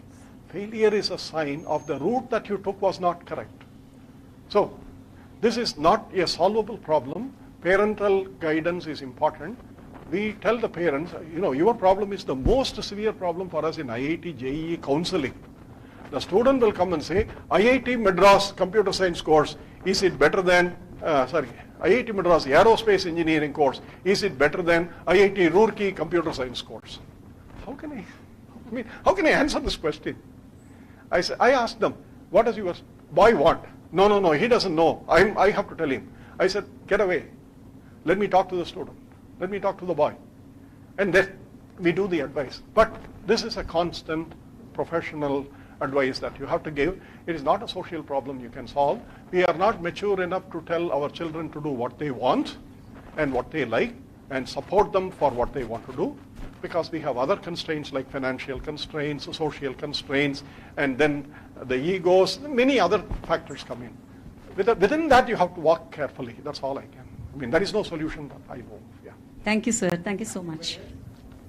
Yeah. Or we will break for tea and then you can talk to Yeah, one question. Sir. Please do. Yes. Anyway, sir answered many of the questions.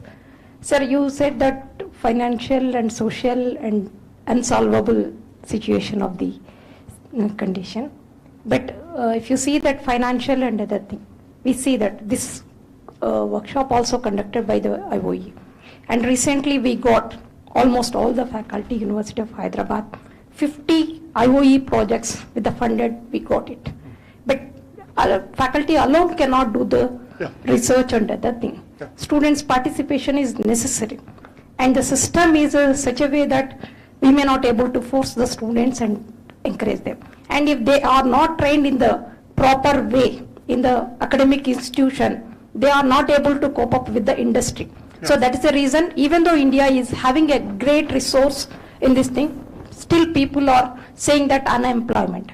So once they are higher education and other thing, education always leads to the employment. They can earn the money kind of thing. But the students or maybe who are seeking for the employment, they want immediately the high income kind of thing. And if we say most of 60 plus or 50 plus people are trying to educate them, they will say that you people are not unsuccessful kind of thing. Yeah. They comment this way. You don't know what I said to my father. If my child tells me, if my son tells me, Appa, you don't know, you have no problem, or older people, younger people tell you, you have to slightly remember what you said to my, I chose chemistry not because I liked chemistry or whatever it is. My father said, you take chemistry because my elder son is already doing mathematics and my other nephew is doing physics. I don't want another one. You do chemistry. Simple. My life was decided in one line. But the problem is what you are saying is right. So can we all do certain method or something there is no to method. work out? There So is no then method. we never achieve our goal, succeeding of initiating any of workshops and these things if we could not solve that thing. No, that is, I wouldn't agree with you on that. Every workshop turns a few stones away out into a new program. Therefore, in my view, rather than saying that this workshop is not producing enough outcomes, you may have to find a means of multiplicating this workshop in multiple domains so that people are aware of what they are supposed to be aware of. So awareness is the first thing that you have to create, even among the students. See, I have students, my Tamil student, I had a PhD student who was not able to speak a few words in English together. So he never talked to me for more than 3-4 years. And one day I found out, why are you doing this? He said, sir, you are speaking in English, I am not able to speak, I don't know. I said, உனக்கும் தமிழ் தெரியும் எனக்கும் தமிழ் தெரியும் ரெண்டு பேரும் தமிழ்ல பேசுவோம் equation I'm just repeating the conversation. The equation mathematics that has no language, write whatever you want, speak whatever you want in Tamil. I understand Tamil, let's speak. Sir, our thesis, what do I do? Arey Baba, English is not our mother tongue. Yes, sir, we agree. Let's not worry about it. I know today if I speak English and you think that I'm speaking well, please remember 45 years is behind it. Training, communication is training. Cognition is not training. Cognition is native. I think we should worry about cognitive abilities to be stimulated in the individuals long before they are able to communicate. These workshops should also keep those things in mind. So my feeling is the problem that you state is very genuine, but as I said, if you cannot cut the stone in one stroke, do you give up if you want the stone to be cut in pieces? Exactly the same thing. We teachers never give up, sir. Thank you for opportunity, sir. Thank you. You have given solution also in your, thank you. Very much, friends. We will have a break for tea and 10 minutes break. We will reassemble immediately. Thank you. Thank you very much, sir, for a wonderful insight of your talk. I request all participants to give a big clap to Professor Mangal Chandran. Thank you very much. ఆ mobile ఉండడం వల్ల resound వస్తుంది sir.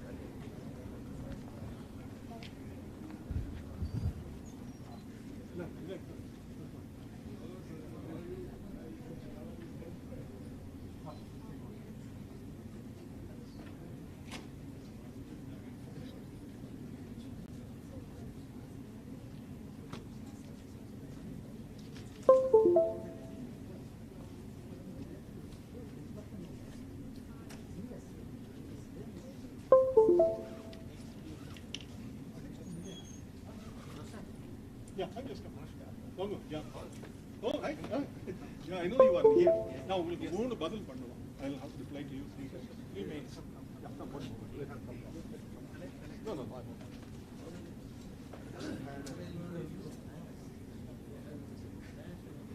They want posters to be back up.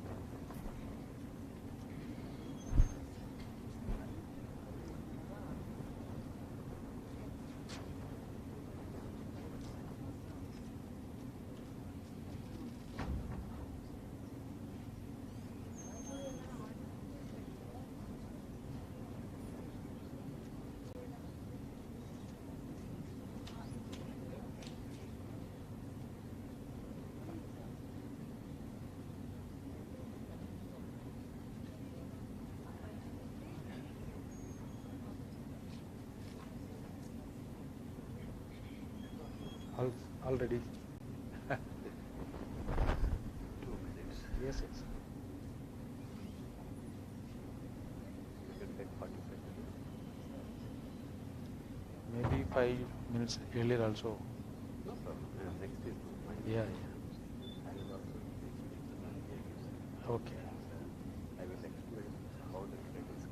Yeah.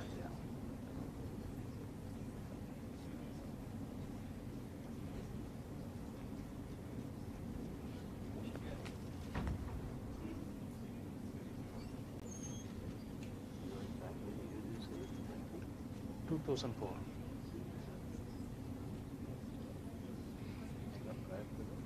Madurai Kamaraj University.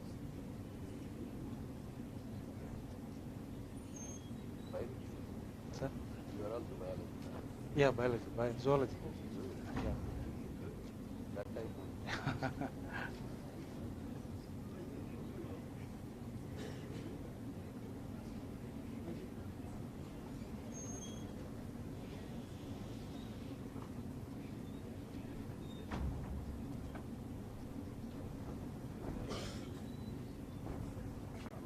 Thank you.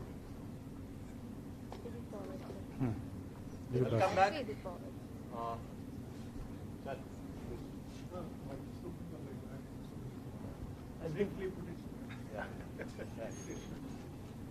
The back seat you were sitting.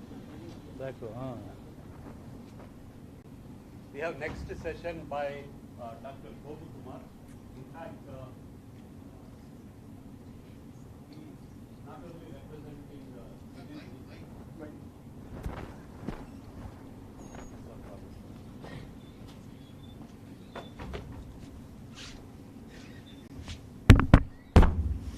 Yeah, he is not only representing UGC, but also as an individual.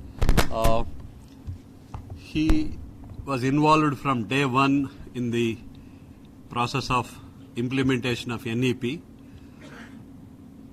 Then we have requested Professor Jagdish Kumar, Chairman UGC, to go over here to participate in this program. He was very happily nominating Dr. Gopu Kumar, saying that he will be there to represent UGC. So I welcome Dr. Gopu Kumar, Joint Secretary from University Grants Commission. He joined UGC almost 2 decades back, and I can tell you he is one of the finest officers of UGC. Because I do not know how many of you visit and interact with them. He is one such person who is very teacher friendly and university friendly. Prior to that, he was a teacher in biology from Madurai Kamaraj University. So with this background, he joined, and today he is in UGC as one of the senior most members. And I thank Dr. Gopu Kumaru for going over here to be with us and share the UGC perspective of what exactly the ideology that has gone in while they were framing curricular framework for this process. Thank you, sir. Thank you for joining us. Please.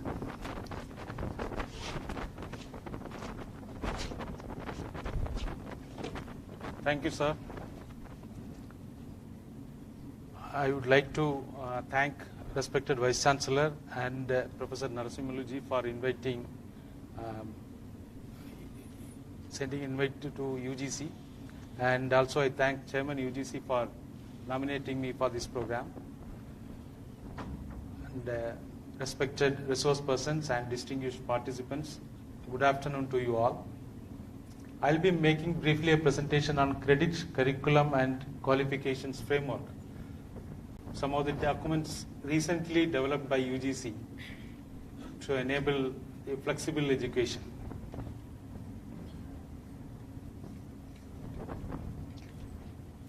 I have worked as a coordinator with these expert committees in UGC. I am not an expert in these subjects, but my experience in working with these committees as a coordinator from the sidelines helped me in getting some information, and that's I am interested in sharing with you all.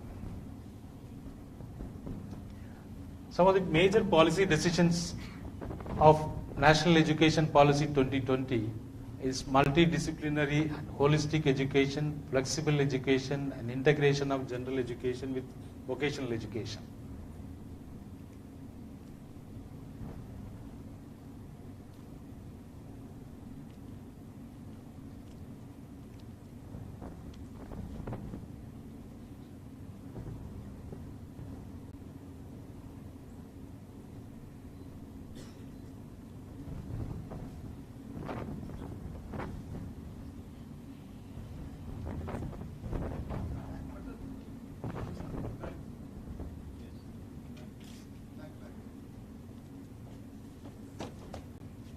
Yeah.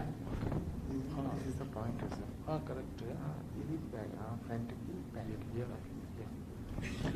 So, some of the documents which helped or which propels the flexible and multidisciplinary education, some documents UGC has already developed and few more documents are in the pipeline.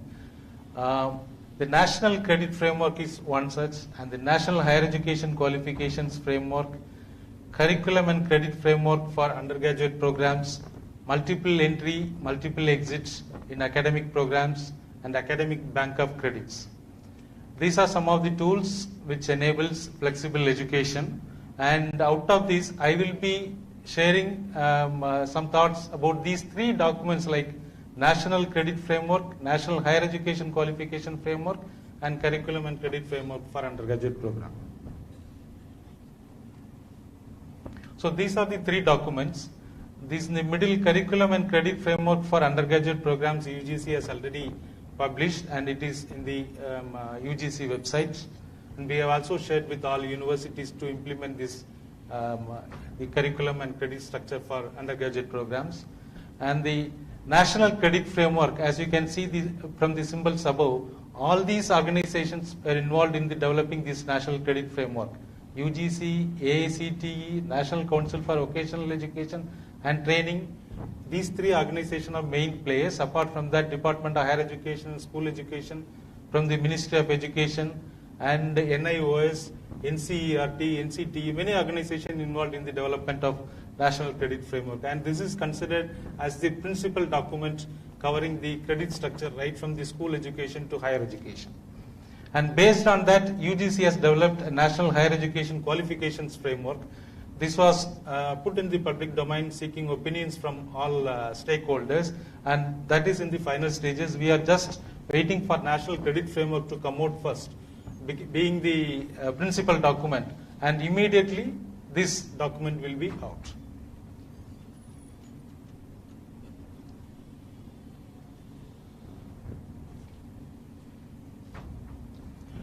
So, National Credit Framework, this is basically a comprehensive document which enables integration of academic learning, vocational learning, and experiential learning right from school education to higher education. So, this mobility and flexible education, the principal, the factor helping all these flexible education and mobility is equivalence. If there are equivalence between two programs or two institutions or two qualifications, then only there will be possibility of flexibility to move from one program to another or from one institution to another.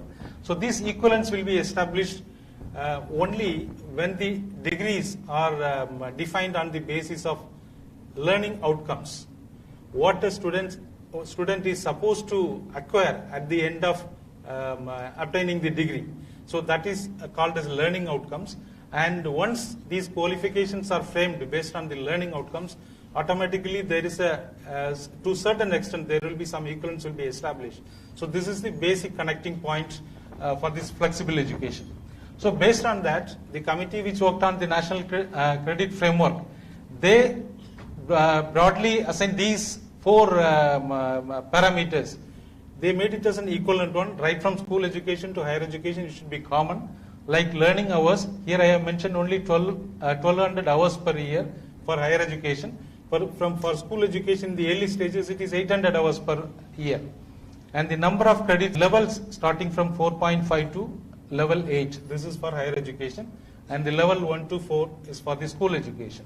And credit points is 180 to 320 for the higher education. The credit points below 180 is assigned for the school education. So these are broadly the parameters the National Credit Framework standardized. And based on these parameters only, the National Higher Education Qualification Framework and the Curriculum and Credit Framework for UG programs were developed. So the National Credit Framework, as for the skill courses and the regular academic program, there are already we have this National Higher Education Qualifications Framework, and for the skill education we have National Skill Qualifications Framework, you all know. So for experiential learning, how to integrate with it. So this is a short table which explains the weightage assigned to experiential learning.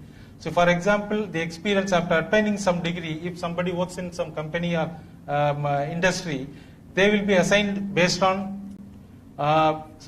obtaining a degree, the person will be called as a trained person, and after attaining some experience, proficient, expert and masters. So this is basically classified between 0.1 to 0.2, and this is 1.33 and 1.67 is this is 1 divided by 3, 0.33 it will come. Accordingly they have assigned the score. So this is the weightage, 1, 1.33, 1.67 and 2.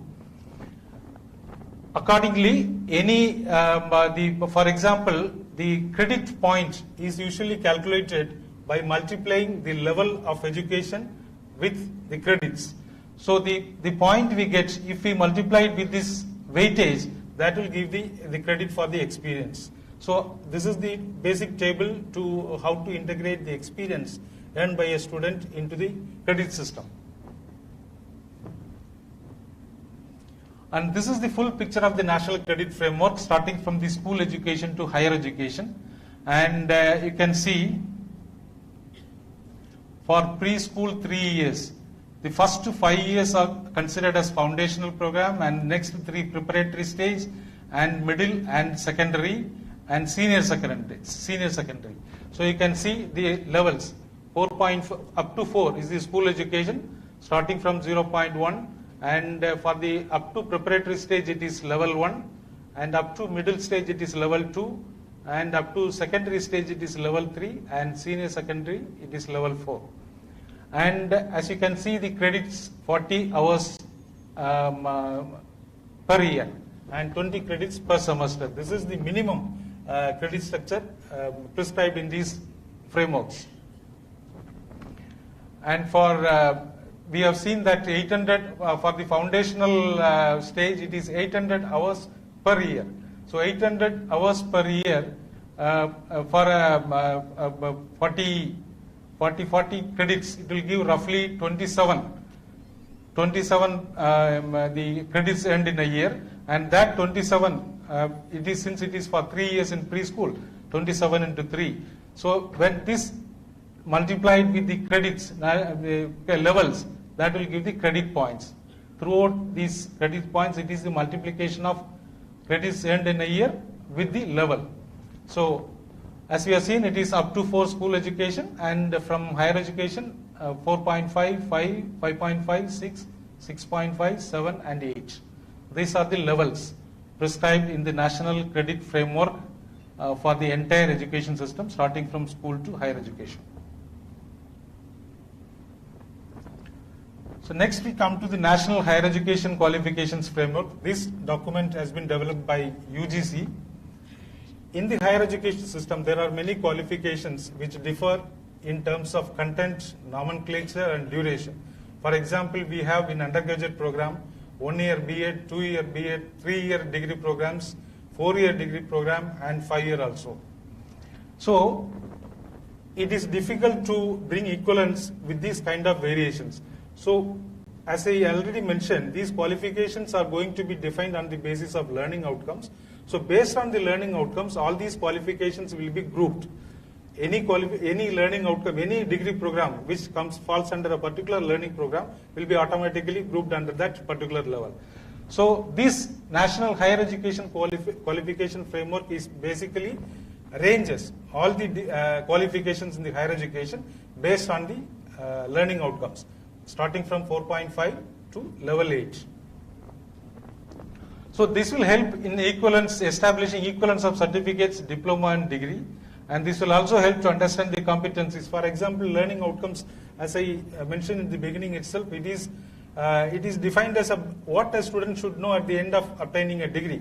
So as a result of which, the employer will be knowing if a particular person has got a degree, and the employer will automatically know these are the competencies, these are the special skills this particular person might have obtained because he has acquired this degree. So that helps in the understand the competencies expected of a qualification, and based on that mobility is also enabled. So National Higher Education Qualifications Framework found a very important place in the National Education Policy 2020. The NEP 2020 says there will be a National Higher Education Qualifications Framework which will describe the learning outcomes for a certificate, diploma and degree programs. This will in turn facilitate credit transfer equivalence by ensuring autonomy to higher education within a broad framework of higher education qualifications. So the objective and principle of NHQF, the objective is to harmonize all the higher education qualification by converging higher education system by converging different systems of qualification into a common framework. And the fundamental premise, as I explained, is going to be the learning outcomes, which connects all these qualifications. Qualifications are synchronized in a series of levels based on learning outcomes, starting from 4.5 to 8. It comprises 7 levels, and the higher education qualifications are arranged 4.5 to 8. And these levels, at the level 4.5, the complexity of learning will be little on a lesser side, and as it moves from higher levels, the complexity or the difficulty level increases. This is the basic concept. This is more or like questions are mentioned in the morning on the lines of Bloom's taxonomy: remembering, understanding, applying, analyzing, evaluating, and creating. These are the 6 levels of the Bloom's taxonomy, and based on that, to a large extent, our higher education qualification frameworks also, the committee had arranged the qualifications by increasing the difficulties with every stage.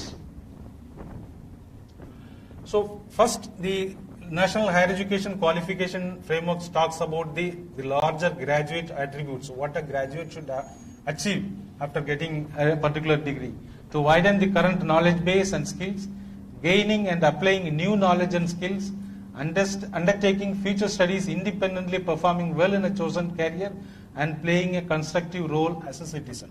So these are basically on the basis of the objectives of NEP 2020, these graduate attributes were framed in the NHQF. So based on these graduate attributes, there are certain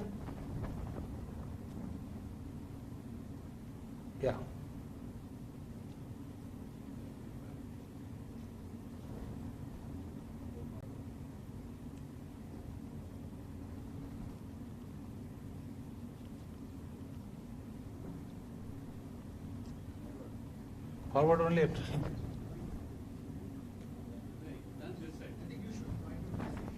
This side, okay.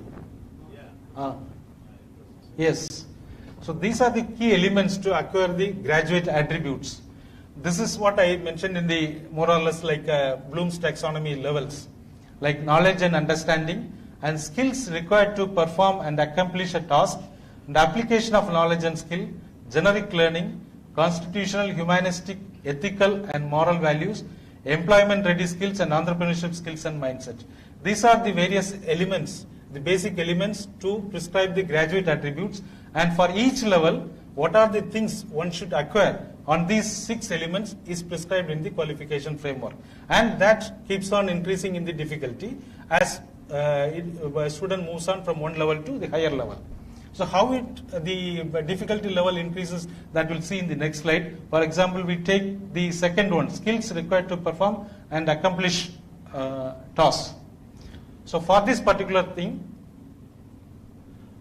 and this is the element, as I mentioned, the element skills required to perform and accomplish tasks, and at the level of 4.5, the requirement is cognitive skills to analyze information, and at level 5, cognitive and technical skills to analyze information, and at level 5.5 cognitive and technical skills to evaluate and analyze complex ideas, and 6 cognitive and technical skills relating to the research methods and techniques, and level 6.7 advanced cognitive and technical skills for conducting research, and level 6.7 are both the same, which I'll come at the end of the PPT. I'll explain the reason for this.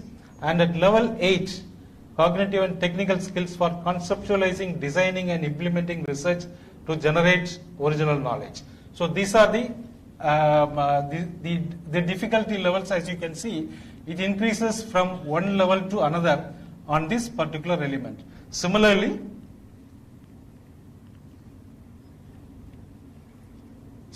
for all those 6 elements, the NHUK of documents prescribe how the difficulty level increases from one level to another.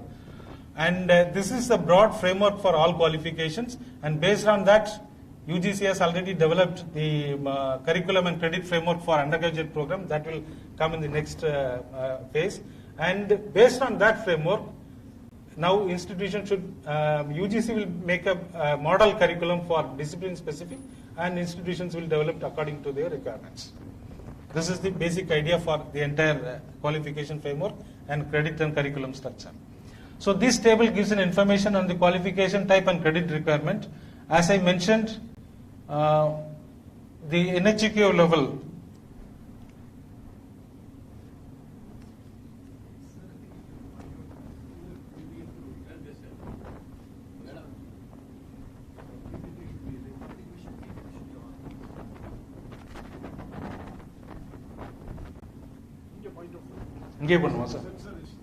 okay.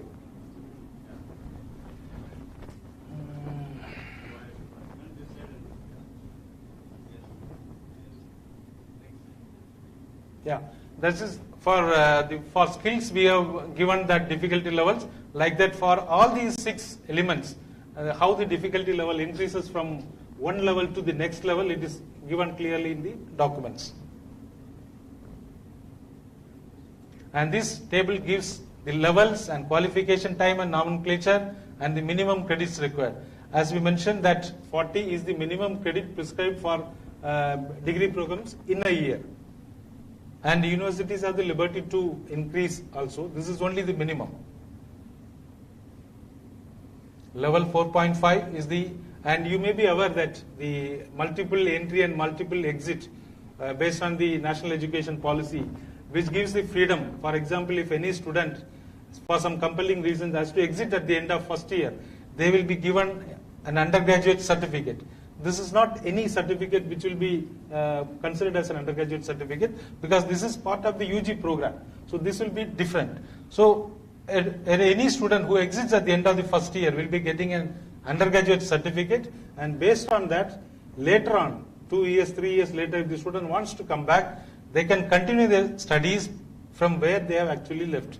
So they can start from second year, and if somebody leaves at the end of the second year, they will be given an undergraduate diploma, and at the end of the second year and first year, there is a provision to provide some skill or vocational courses for minimum 4 credits, and that will also help them in getting some employment also.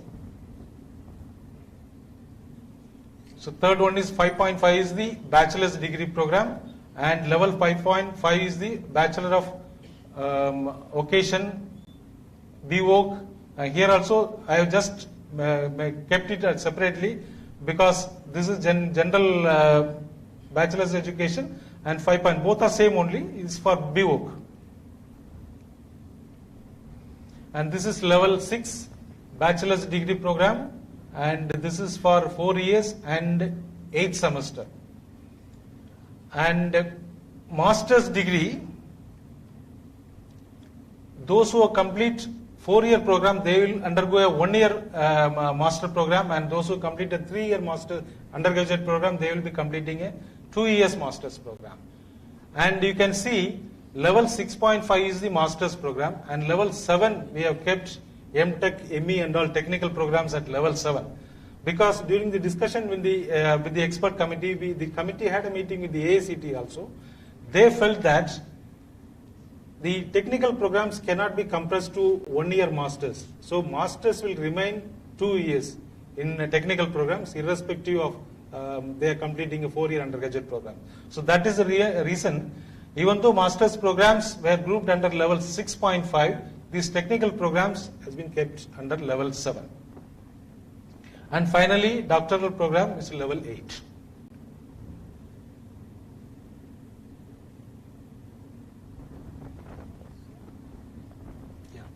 This is the summary of the entire national credit, national qualification framework, level starting from level 4.5 to 8, and you can see 6.5 and 7 both are masters, but at different level for the reasons I briefed already. And 4.5 and 5, in these two levels there is an exit 4 credit skill-based courses, and these courses need to be accredited by National Council for Vocational Education and Training, and the 3rd-year degree at 5.5 and 4-year undergraduate program. In the 4-year undergraduate program, there are 2 programs. One is 4-year undergraduate program with honors, and the next one is honors with research. And for re-entry, there is a minimum duration given in the academic bank of credits for 7 years. If any student joins back after exiting within 7 years, they can continue automatically. Beyond 7 years, the lateral entry will be based on a validation of prior learning outcomes. And finally, the curriculum and credit framework for undergraduate programs. So based on taking into consideration all the major recommendations of NEP 2020, this framework has been developed by UGC for the undergraduate program. So for example, NEP 2020 says all students should be exposed to all disciplines in the undergraduate program. In addition to that, they will be getting specialized in 1 or 2 majors also. So this was the basic idea the committee took into while developing this program. And this is the structure of UG program developed by the UGC for the 4-year undergraduate program. As you can see, this is semester 1.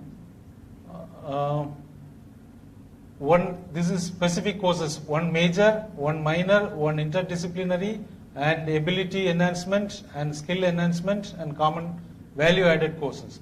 So 1 major, 1 minor and 1 interdisciplinary, 3 subjects.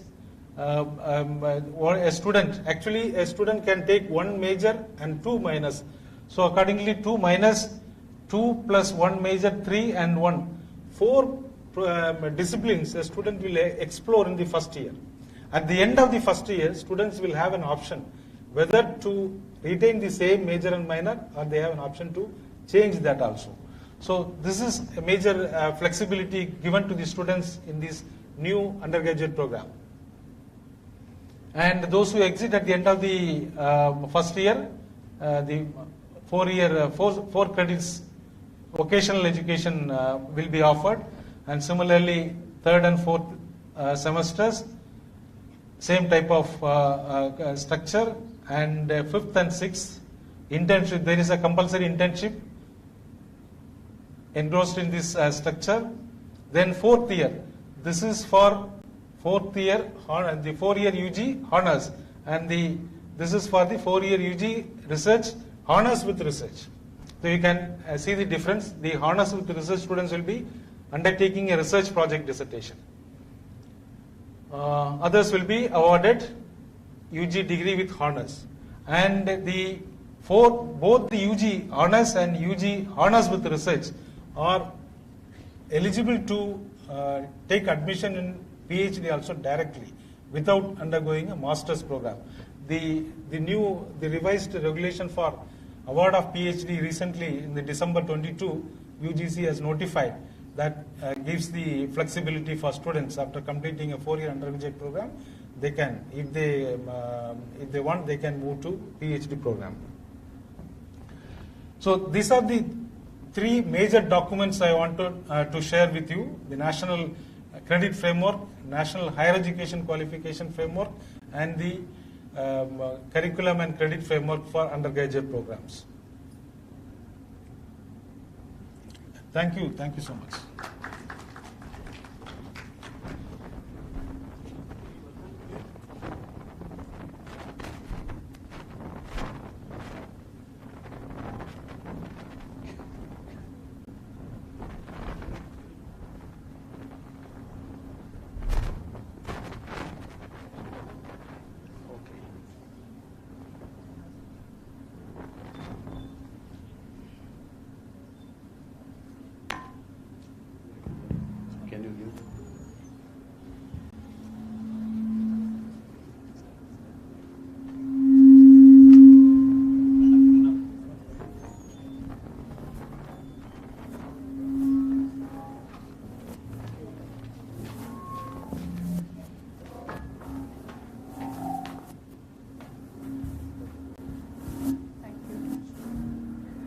Good afternoon, sir. We are from the English and Foreign Languages University, Hyderabad. Thank you for the presentation. Yeah.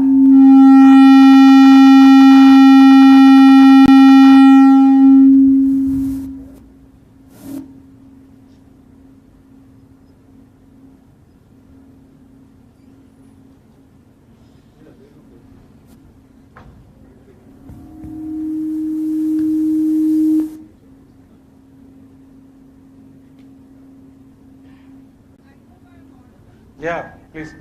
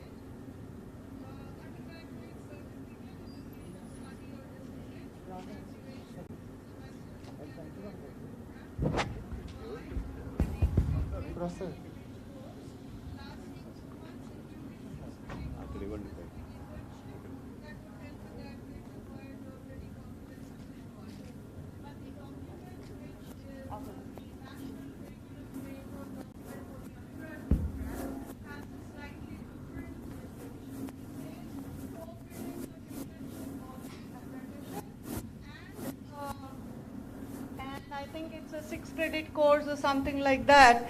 It says skill-based courses. So there is a slight confusion in these two descriptions, number one. And the second point where we would require clarification is the number of credits at the end of the first year is 40. If I remember correctly, page number 27 of the curriculum framework lists out the number of credits required under each discipline. Like if you're thinking of a 3-year degree, then 80 credits, core credits, and 24 minor, then you have multidisciplinary 9, SCC 9, and so on. And for the internship, it says 2 to 4 credits. And the total given at the end of a 3-year degree program is 120, and for a 4-year it is 160. So the understanding is internship is already built into those 120 credits, whereas the one which you showed just now, where the levels are specified, lists the internship / apprenticeship separately along with a skill-based course. Can you please clarify this?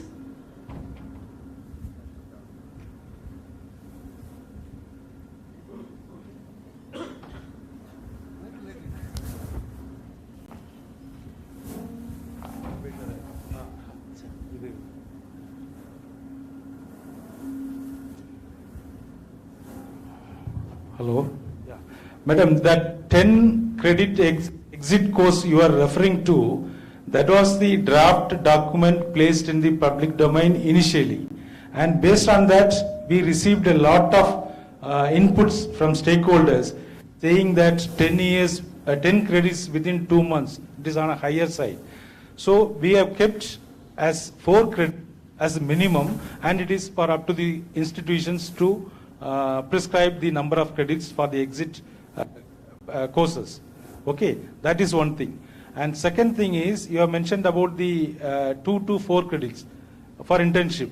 This is also, we have kept initially for 2 credits only, And based on inputs, again, many experts felt 2 credits for internship is very less. It should be 4. And that is the reason we have kept 2 to 4. By keeping 2, the total credits will come to 120 for 3 years and 160 for 4-year program. So this is the range we have given for internship, 2 to 4. And regarding internship / apprenticeship / skill courses, the flexibility is with the institutions. What to offer and how to offer.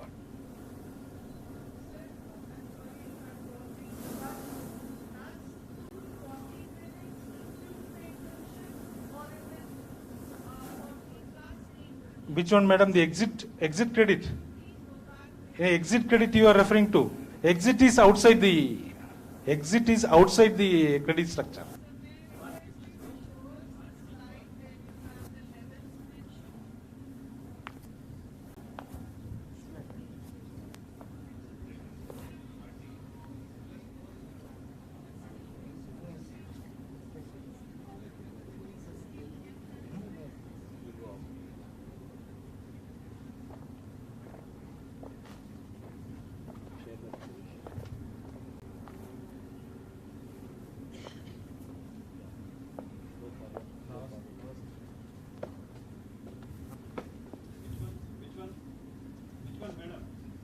Almost the last one, yeah, the levels. So this is something which we are trying to understand. If you look at the total number of credits at the end of first year, it is 40. Yeah. And the description in italics says students exiting the program after securing 40 credits will be awarded UG certificate in the relevant discipline, etc. Provided they secure 4 credits in work-based vocational courses, which we understand to be the internship. Yeah. So is the internship again a part of those 40, or is it 40 plus 4? That's one question. And then the next one is in addition to 6 credits from skill-based courses. So will it be 40 plus 10 for those who exit, or is it 36 credits in the disciplines plus 4 credits for internship plus another 6 credits for a skill-based course? That is a little confusing. Yeah. And in the second one where somebody wants to exit, one second sir, let me finish my question. In the second one where after 2 years if somebody wants to exit, 80 credits, but here it says 4 credits in skill-based vocational courses. Please clarify these doubts, sir. These 4 and 6. So if you could give us the total number of credits at the end of year 1 and at the end of year 2, whether 40 is inclusive of internship or is it 40 plus 4 plus 6? Inclusive. Madam, these 4 and 6 at the end of first year and the 4 at the end of second year are outside the credit structure. These 40 credits per year. And we are given the total also, 40 at the end of first year and 80 at the end of first year and 160 at the end of 4-year program. Those who complete exit after 3 years, they will get an undergraduate degree with 120 credits. Sir, in that case, the curriculum framework for undergraduate programs, I'm afraid has to mention that, because in that the total 120 is inclusive of your internship, which is for 2 or 4 credits. No, internship is very much inside. You can see it is a part of skill enhancement courses. Whereas we have mentioned these are in the separate column. Only those given in these minor, major, interdisciplinary, ability enhancement and skill enhancement and value added courses are part of the credit structure. Sir? Yeah. My understanding is that 40 is the total credit. It includes either skill-based course or an internship or a dissertation. Please remember, there is an oblique in each one of them. Therefore, what it says is that 4 credits should be given to one of these. And the second line, when it says 4 credits work-based vocational courses, please remember that is that third last from the last to third column. You choose your students to either go for an internship or you choose your students to take a skill-based course in any one of them, or you ask the students to do a dissertation. This is how I would have read this document, instead of saying whether it is outside or inside. It is actually inside the total from what he is explaining. Yeah. Shall I add, sir? See, for acquiring a certificate after first year exit, one should get 4 credits extra, other than that 40 credits. Yes. Yes. Yeah, it is. The exiting program is not for everybody, not all Yeah, students it is are those doing who want to this. exit, Yeah. they should acquire 4 credits Yeah. separately. And for others, there is the inside the skill enhancement courses, there is already there is It's a within, provision. skill enablement is within the 40. Yeah. Within That the is- 40. That When- is within 40. Yes. So it is 40 plus 4 first year. If you want to exit at second year, 80 plus 4. If you want to get diploma certificate, you Yeah. should acquire 80 credits normal and 4 credits from vocational or skill certificate. So it is 80 plus 4, they'll get a diploma in degree program. Yes. 40 plus 4 degree certificated degree program. Yeah. And 120 credits normally, and it is 120 for regular degree, but out of 120 there is an internship provision Yes. where institution can allot 4 credits or 6 credits to that internship as a part of awarding the degree. Yeah. No, it's a depending upon the project that they take up.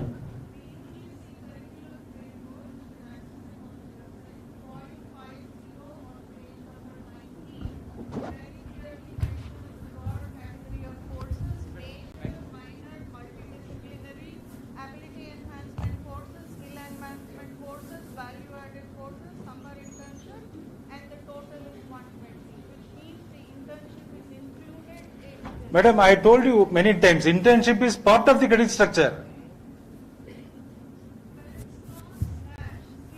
See, all these internship is part of the skill enhancement courses. Skill enhancement, internship and dissertation comes under grouped under the skill enhancement courses.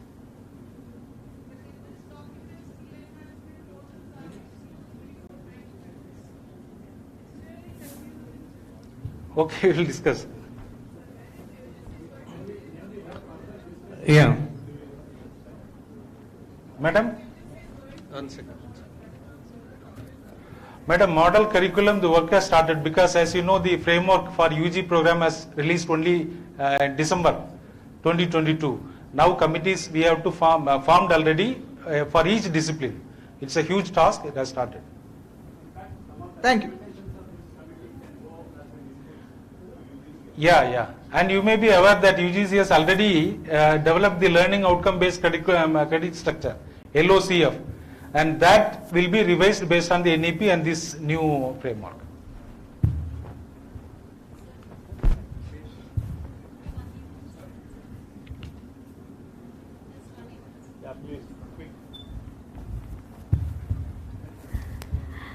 Good afternoon, sir.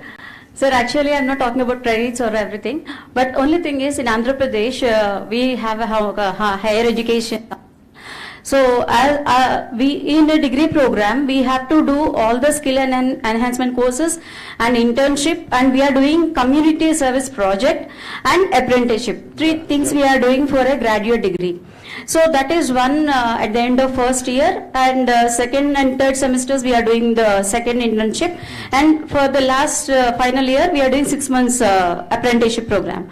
So what is happening here is, sir, the problem is very difficult for the students to cope up with these things, because in a community service project 1 month, for 2 months they have to go outside, they have to do surveys, everything, and they are losing track of the academic studies. That is one point. And second point is, even in the last semester, 5th or 6th, they have to choose the internship, apprenticeship program. And the second problem is lack of availability of the opportunities for apprenticeship in Andhra Pradesh, where it is in rural areas, we don't have apprenticeship availabilities, and the students cannot go anywhere. And they have given a list of so many things which are not at all useful for the students, the industries names. Even a small shop also is given as an example. 1 minute, sir, I'll close it. So for that, I just request the UGC authorities to just make the internship, because graduate students are not that much, even rural students I'm talking about, that much capable of taking the how to do the internship and how to make it possible, write the internship report. Actually, as the faculty, we are doing 50% of the work. So for that, I request the UGC authorities to make some modification on it and make it more easy for the rural students. Thank you so much. Yes, madam, that for internship we already a committee is working on, and UGC is also developing a portal on the lines of AACT for internship. And these are, we understand the difficulties in finding internships and apprenticeships. So for that, work is going on. Good afternoon, sir. I'm Dr. Dayanand Murthy. I'm coming from the law department actually. We have a 5-year integrated course, and the admission is based on the national entrance exams. So is exit option available for them? 1. 2, if exit option is, it's an integrated course. Can we say after 3 years he can exit and we adopt the credit system there also? One thing. Second thing, you said something about he can exit after 2 years. If you want to come and join back to the institution, he can join. Because we are, once again, as national exams are conducted for admissions, can the same person be adopted into the second year or third year whenever he has exited? That's one thing. And the third thing is internships. We students do go for internship for 21 days normally. Can university grant credit on those internships which they undergo during that 21 days period as such? So these 3 points, sir. Where this internship you mentioned, sir?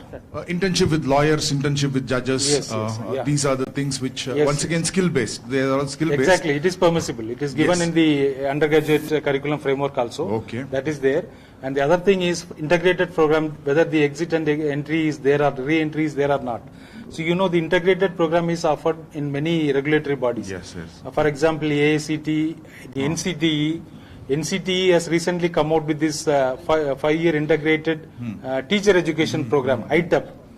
They are of the opinion that entry-exit is not possible in ITAP. Correct. Yeah. So it depends on regulatory bodies, different regulatory because bodies. our bar council is the regulatory body. Yeah. They So, may not permit yes, us to. Yes, sir. Yes. So for the general education, it is possible. Okay, fine.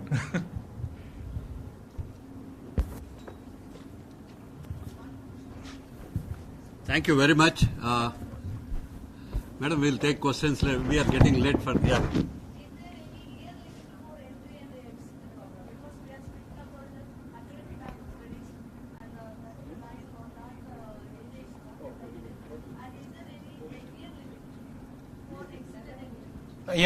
In the ABC document, it is notified 7 years is the shelf life of credits you can store in the academic bank of credit.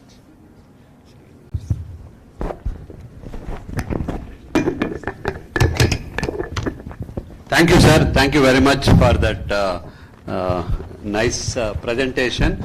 And may I request all the participants, please put your hands together and give a big clap to Dr. Gopakumar. Thank you, Dr. Kumar, for being with us. And I'll just...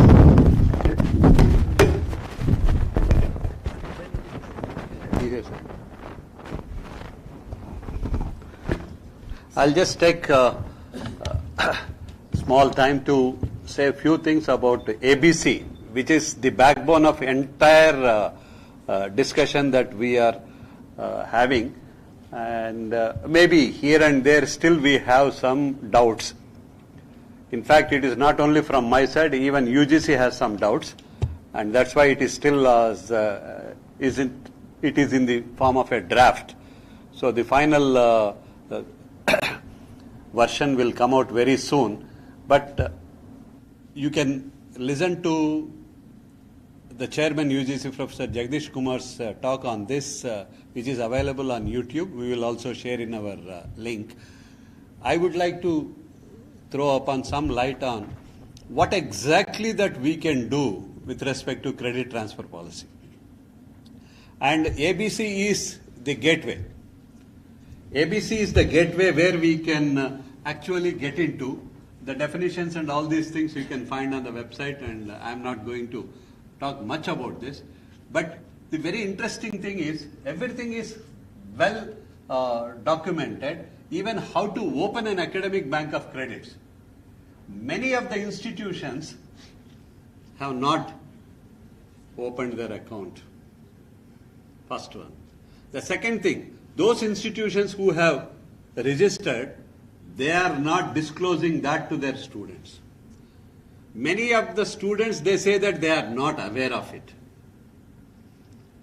Now you can introspect yourself where you are. I'm not finding fault. Please wake up. It is time for all of us to get into action. You don't require anybody's permission to do this.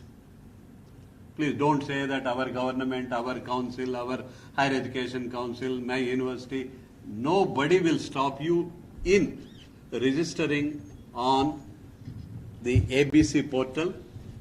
Share that with your students to register themselves. Every student. In fact, it is going to be a law from 23-24 academic year onwards that every institute and every student must have the registration in ABC portal. And I will share some of these things. What are the benefits that the student will get? When Professor Sundaram was talking very nicely, the whole attempt that what are all we are talking is about the learning process. Here we are going to provide some kind of flexibility in the learning process. We were not having any idea of internship when we were students. It is something like a Greek and Latin those days. But now here is an opportunity. And the moment we talk about, because I am from a training center, many of the teachers, they say that we don't have the facility, we don't have the skill, we don't have resources. Every time this is the answer I get from 90% of the teachers. We would like to clarify this. Even though you don't have any resources, there is one resource called internet. Most other things are available there. You only have to do is you allow your student to do that. That's it. The number of skill courses that are mentioned in several places by several people, you may not be having teachers to teach all those subjects. No problem. But there are a number of sites. Last week also IIM Bangalore and IGNOU added about half a dozen courses. Last week. So we should know where they are. As a teacher, your responsibility to know that what are all the resources that are available. Even we talk about OERs, Open Educational Resources, many teachers express their ignorance. I'm sorry if I make that kind of a statement, it is true.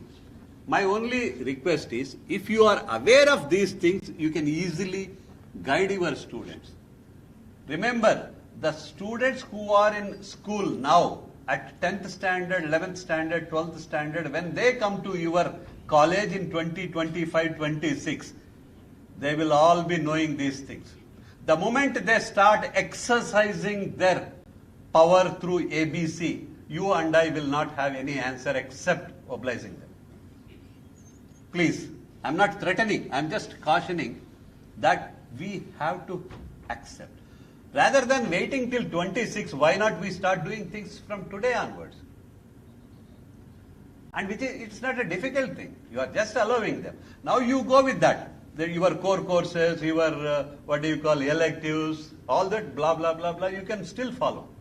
Only thing is, allow the student to exercise his flexibility. Already ABC has one amendment. When they started, they have given with 40%. Now they have amended to 50%. Up to 50% of the courses the student can pursue outside the institute. You cannot stop. And Government of India is thinking of establishing a digital university in August 2023. I will see around 25 to 30 lakh students day one. Because they will have flexibility. They need not come to college 10 to 5 or 9 to 4 strictly. And as our madam was mentioning, many rural children, many children who are at a disadvantaged groups, they can learn at their own pace. Slow learners whom sir was mentioning, they will listen second time, third time the same topics, and they will take the exam, and they can also demand the exam. There will be repeated exams hereafter. So all these possibilities and provisions are being created. You cannot deny such opportunity. And student can also have the mobility. See, for some extraneous reasons, as Dr. Gopakumar was mentioning, if the student is compelled to leave at the end of the first year, let them. Second year, third year, up to 7 years, they can complete their course, and that mobility should be there. The moment we talk about mobility, the teachers are having all kinds of resistance and rigidity. No, how can we allow the student who is coming from a rural college to University of Hyderabad? Nobody asked you. UGC never said you take them physically. They will move from one institute to another institute subject to. You put the condition that their admission should have been provisional by taking an entrance exam. Fine, they will take the exam and they will come. If the student has taken already first year entrance exam, you need not conduct again second year exam. CUET is in place now. So a student who has taken admission through CUET in first year BA, he need not take second year exam again. Right? And don't expect that all the students from Adilabad will come to Hyderabad. How many students can afford to do that? Maybe a small number. Day one, we should not have any kind of inhibition that all the students will come and join in University of Hyderabad or in any institute for that matter. But let there be a provision for them to access your learning resources online. Can you open a course from University of Hyderabad to a student in Adilabad? Can Venkateswara College, Delhi economics courses can be accessed by a student in Mizoram? That is what we are expected to do that. That is where people like sir, they have done a lot of work to create those resources and put them on the web. Now, can we provide that kind of a mobility and freedom to choose courses? The moment a college where there is no faculty to teach public finance in economics, somewhere in Manipur, can access the contents of Venkateswara College, Delhi. He will only listen to them, but he will take the exam there. First of all, you create that kind of an access to the student, thereby we call that as equitable access in the process of learning. Every child of this nation should have the same access. Not that because I am in Hyderabad, I access the University of Hyderabad contents, whereas the children from Srinagar, Kashmir, they will never have any access to good quality of life. No, every child should have the same access. If at all we can do that, I think we will be doing a wonderful service. That is the kind of benefits that are expected to provide to all the students. And key features like multiple entry, multiple exit. Here also teachers are having too many doubts. No, if they exit, what will they may misuse our certificate. One of my colleagues was telling, no, if we give a certificate at the end of first year, he may misuse it.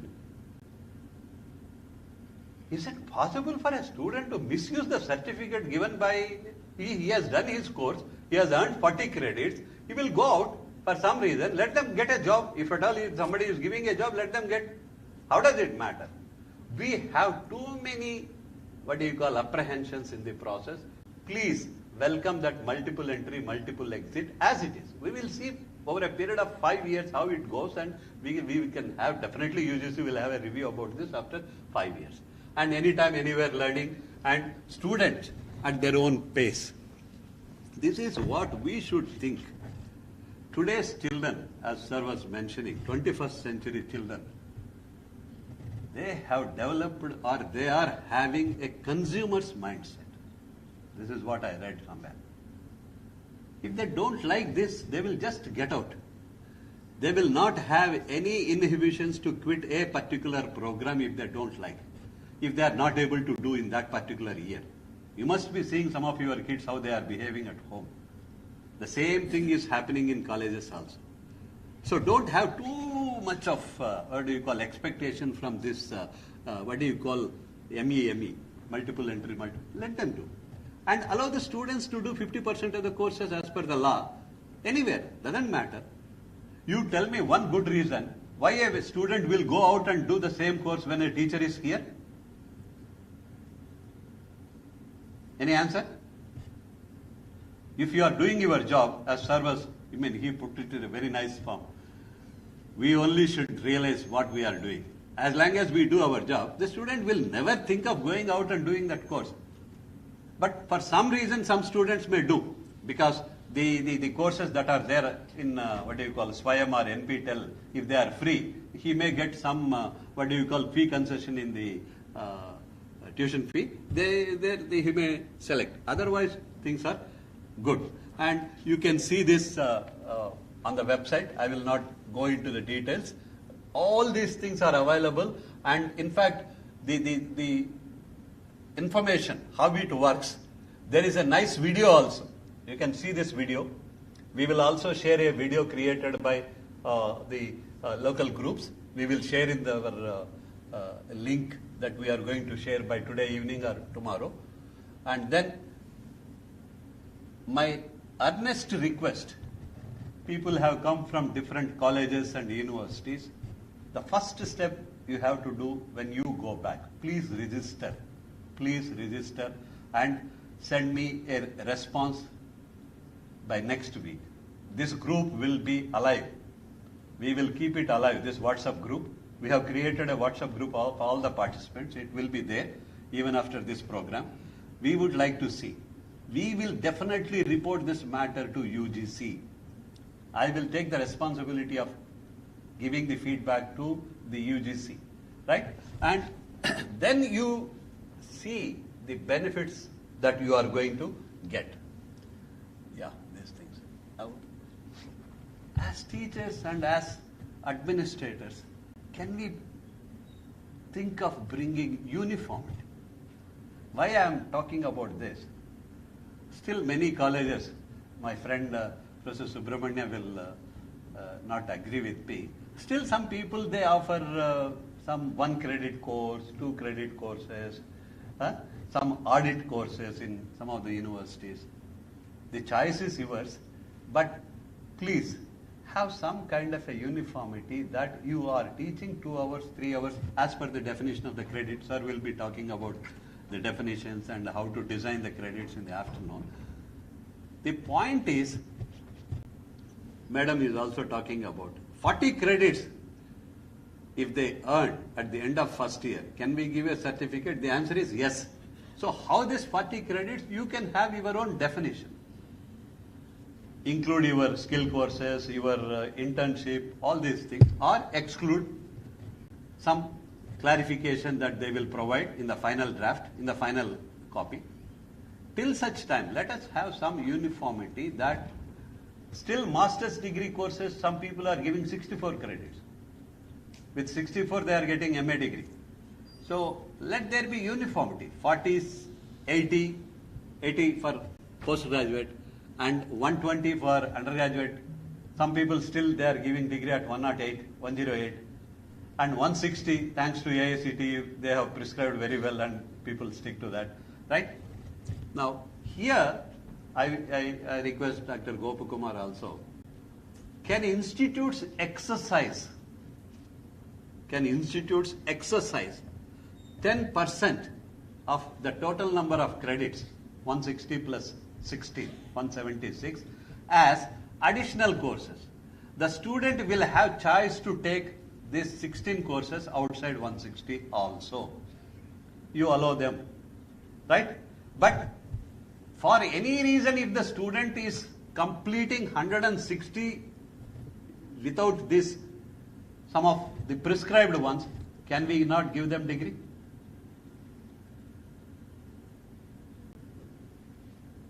It is difficult, I know.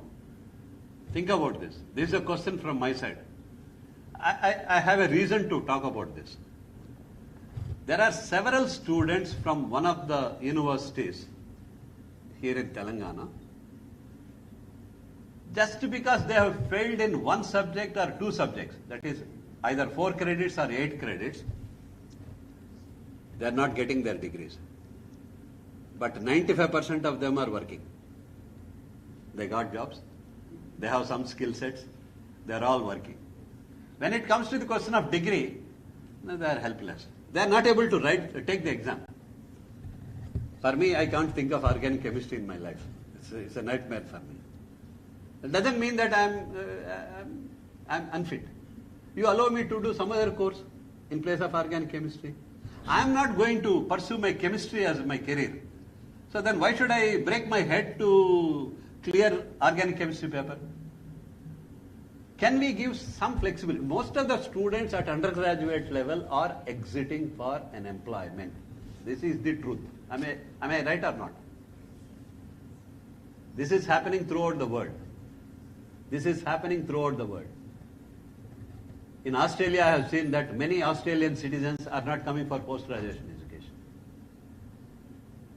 In Europe, you don't find the local people coming to research programs. Only 10% or 15%. The only people from third world countries are going there. They say that it is a waste of time. They are getting jobs at the end of their graduation. Why can't we build such a nice, strong undergraduate education system where I can get a job? I will tell you, 75 to 80% of the people will exit from. Only those focused students will come for post-graduation, who are interested in teaching, who are interested in research as a career. They will come. So for those students, can we build a flexible system? Because the whole NEP is talking about flexibility. Why don't you create 10% of the courses can be done in lieu of some of these courses, the student can pursue some other skill courses. No, I have written this mail. I have written this to your secretary already. Think about this. If you have any responses, you can talk to me later. Transfer policy. This is also a nice definition that it's given. Mutual acceptance of credits between two entities. Now, my point is, when it comes to the question of action, I met several vice chancellors and I told them, you go back to your academic council or academic senate and amend your ordinances first thing. They stuck. Dumb. I don't see any reason for them to go to EC or AC to get amend their ordinances for this. It is time for them to go to academic council and bring these amendments in place. You have to accept ODL. Sir, they have given a letter also that ODL, the credits earned through ODL programs also should be counted, considered. Open distance learning, SWAYAM, NPTEL. Now any other universities and colleges, I came to know through UGC, they have identified close to 135 institutions. NAC, A plus above and top NIRF 100 institutions will be asked to offer online courses. You will get that circular very soon. They are working on it. So some of you are there already. So you will be asked to offer courses online. So you allow students to do these courses anywhere. Then the problem is, the moment we are saying acceptance, no, they may not be maintaining standard. And the moment if it is a self-financing college, people are having very low opinion. And there are good self-financing colleges who are doing wonderful things. My friend from Subramania has come from RVCE. I can say they are better than most of the universities in South India, I can say. Let us not go by our names. Allow the choice to the students. They are known better. If my guess is correct, in another 5 years, NAD will start even assessing the teachers through, I wish that should come as early as possible. NAD should start even assessing the teachers. Teachers should be known as 5-star teacher, 4-star, 3-star. How we order our foods on Swiggy and Zomato, when we look at those ratings. Similarly, the student will also look at the rating that the teacher may be from good institute. If his rating is 3-star, why should I choose that subject? So that day is also not far off. It will happen. So let us not wait till such time. Let us accept at this stage and amend your ordinances. Then when it comes to common skill courses, I just want to add one thing. Just go back to the previous slide. The UGC letter signed by the Honorable Secretary talks about only Swayam and NPTEL, but they have not said about the ODU. because they have already issued another letter. See, they have issued another letter stating that all four are not in one letter. That's the only thing. Yeah, you have to, put all of them together and read that.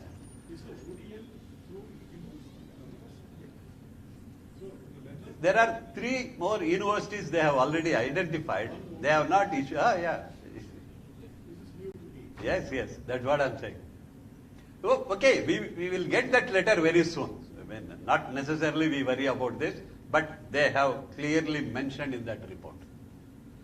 Common skill courses, because I come from HRDC, when I talk about introduction of skill courses, many teachers say, we don't have resources, we don't have manpower, we cannot offer.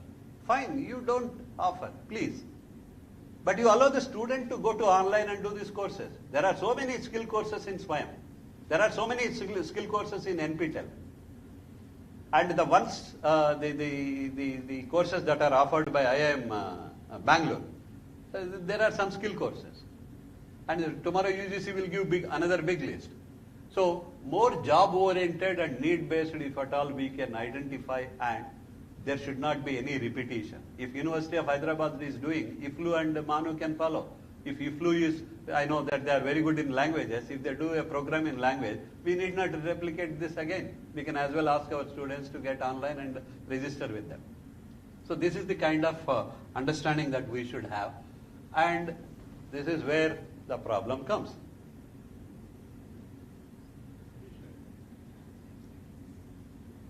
This is where the problem comes. Many self-financing people, when we talk about, they are cursing me. I said, okay, fine. But you wait for the order that has come. UGC has already given, not UGC, government has given, rather issued this ABC. It's a gazette notification, which is the rule. Now the student will come and ask that I am not going to take 3 courses this semester, so I will not pay the tuition fee. Yeah, that's it. Simple arithmetic.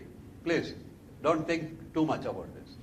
So thereby you fix the admission fee separately accordingly. Separate this tuition fee depending on the number of courses that you are offering per semester. Per semester 5, average throughout the country, 5 or 6, something like. So 5 into 4,000, 20,000 rupees, something like tuition fee. But if a student is taking only 3 courses, he will pay 3 into 4, 12,000 rupees.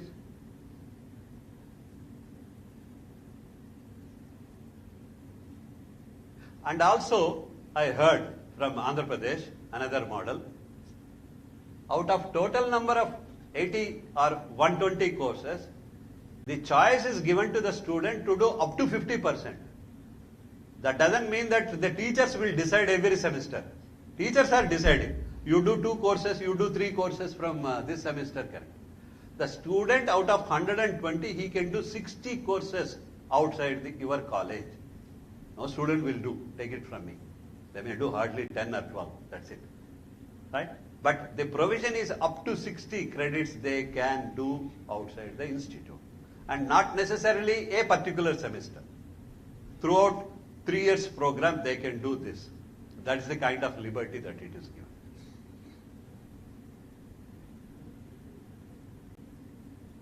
This is what exactly we have to put in place when it comes to the implementation of ABC. When you go back, please have discussion with your faculty members, with your head of the institute, that ABC implementation is the following 1, 2, 3. start with amendments. Second thing, fee. Third thing, the choice of the course topics. Choice of the topic. You display. This is the menu. These are the courses that we are offering. Core courses, electives, ancillaries, skill courses. You do. Those which are not available, they will go to online and do. That kind of a flexibility we should provide. That is what I want to. Thank you very much.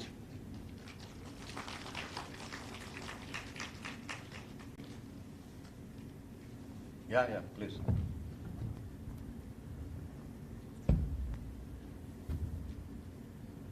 Sir, good afternoon, sir. Yeah.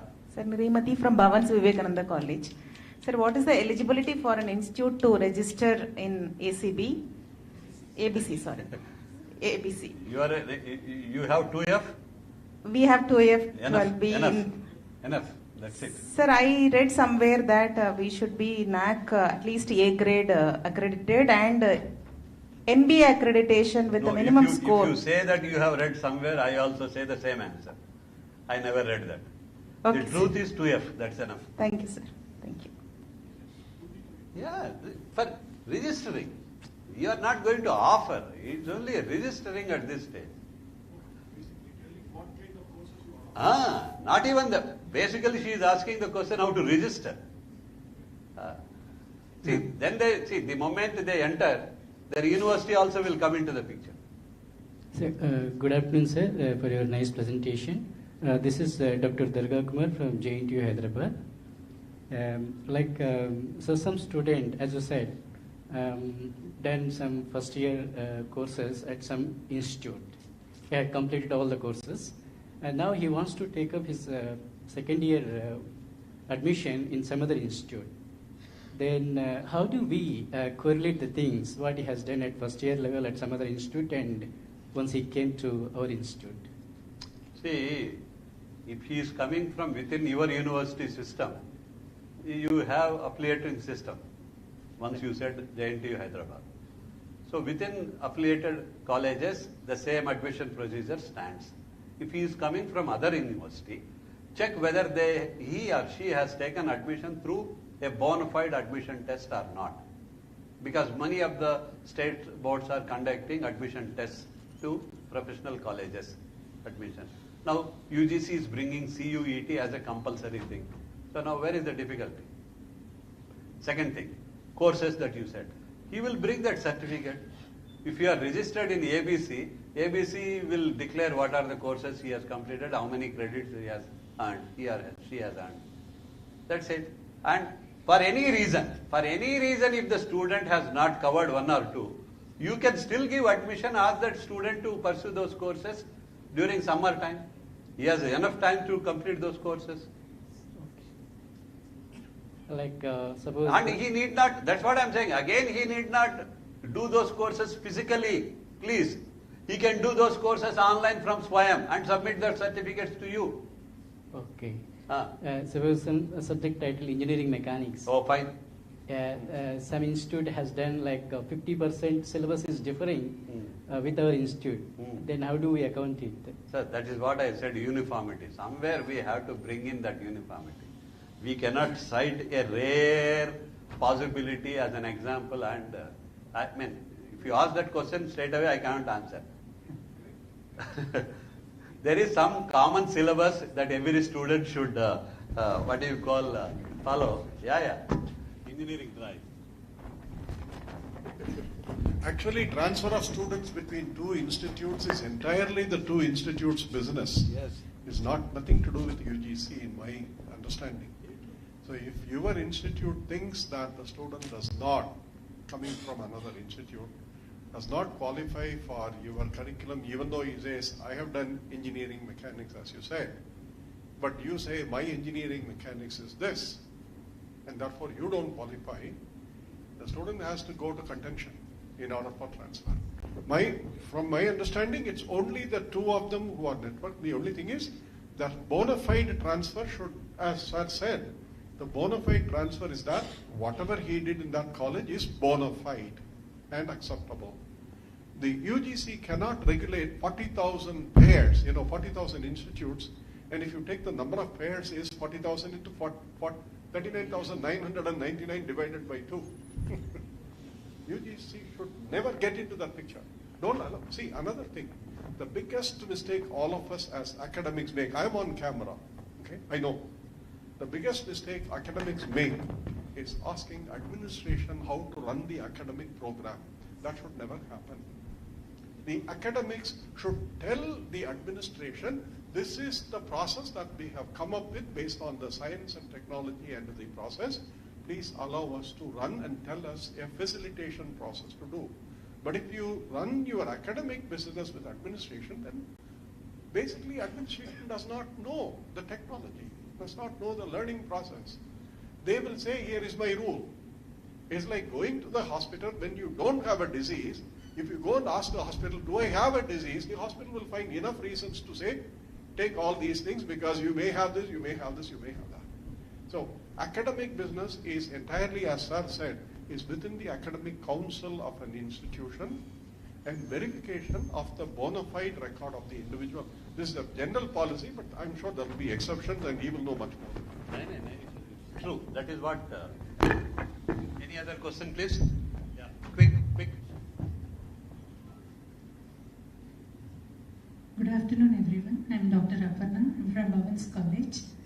Sir, I have a very small, naive question. So there is a 50% flexibility that is given regarding the credits, which can be opted from the institution, and 50% can be from the outside of the institutions also. So this is a small thing. What will happen to the workload of the teachers? How to sustain the faculty in private colleges? And suppose if this is going to change, and we have in accreditation process, we have a teacher-student ratio. NIRF will not award marks if 15 faculty, they are asking for experienced faculty, middle faculty, and all the things. So NIRF, NAC, everything are interlinked with all these things. So how much this is viable and how we are going to maintain that? See, this is what I said. Don't think too much about these things at this stage. Students are empowered with a reason. If you ask truly, I'll tell you the secret. You should not feel bad. Many teachers are not doing their job as per the expectations. This is one of the strongest reasons the ministry said very vehemently. Right? That's the reason why people are talking about these alternates, not just because of the technology that it is available. As Sir said, it is a facilitation, not that, see, I am a student, I have to live on my own, I have to do some part-time job, right? When I do my part-time job and coming to college, I'll miss my morning sessions. So I'll not be able to attend your classes. That doesn't mean that I'm unfit for education. So I will go for online education. And we are talking about increasing JER to 50%. As of now, only 30%. We are expecting another 20% to increase, means you can think of the numbers.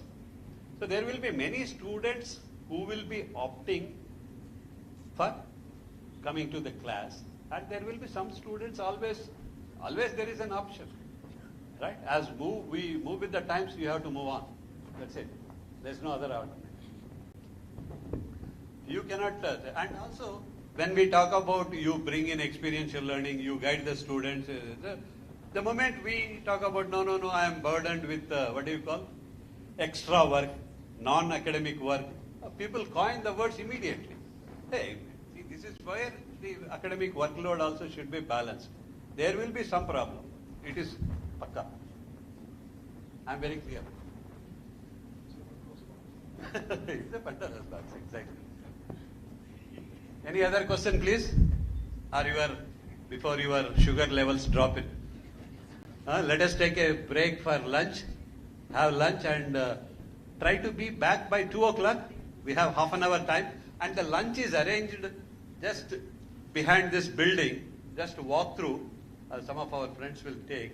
There is a nice place called Saira Southern, an open place. We will have lunch there. Okay? Thank you. Thanks for your time.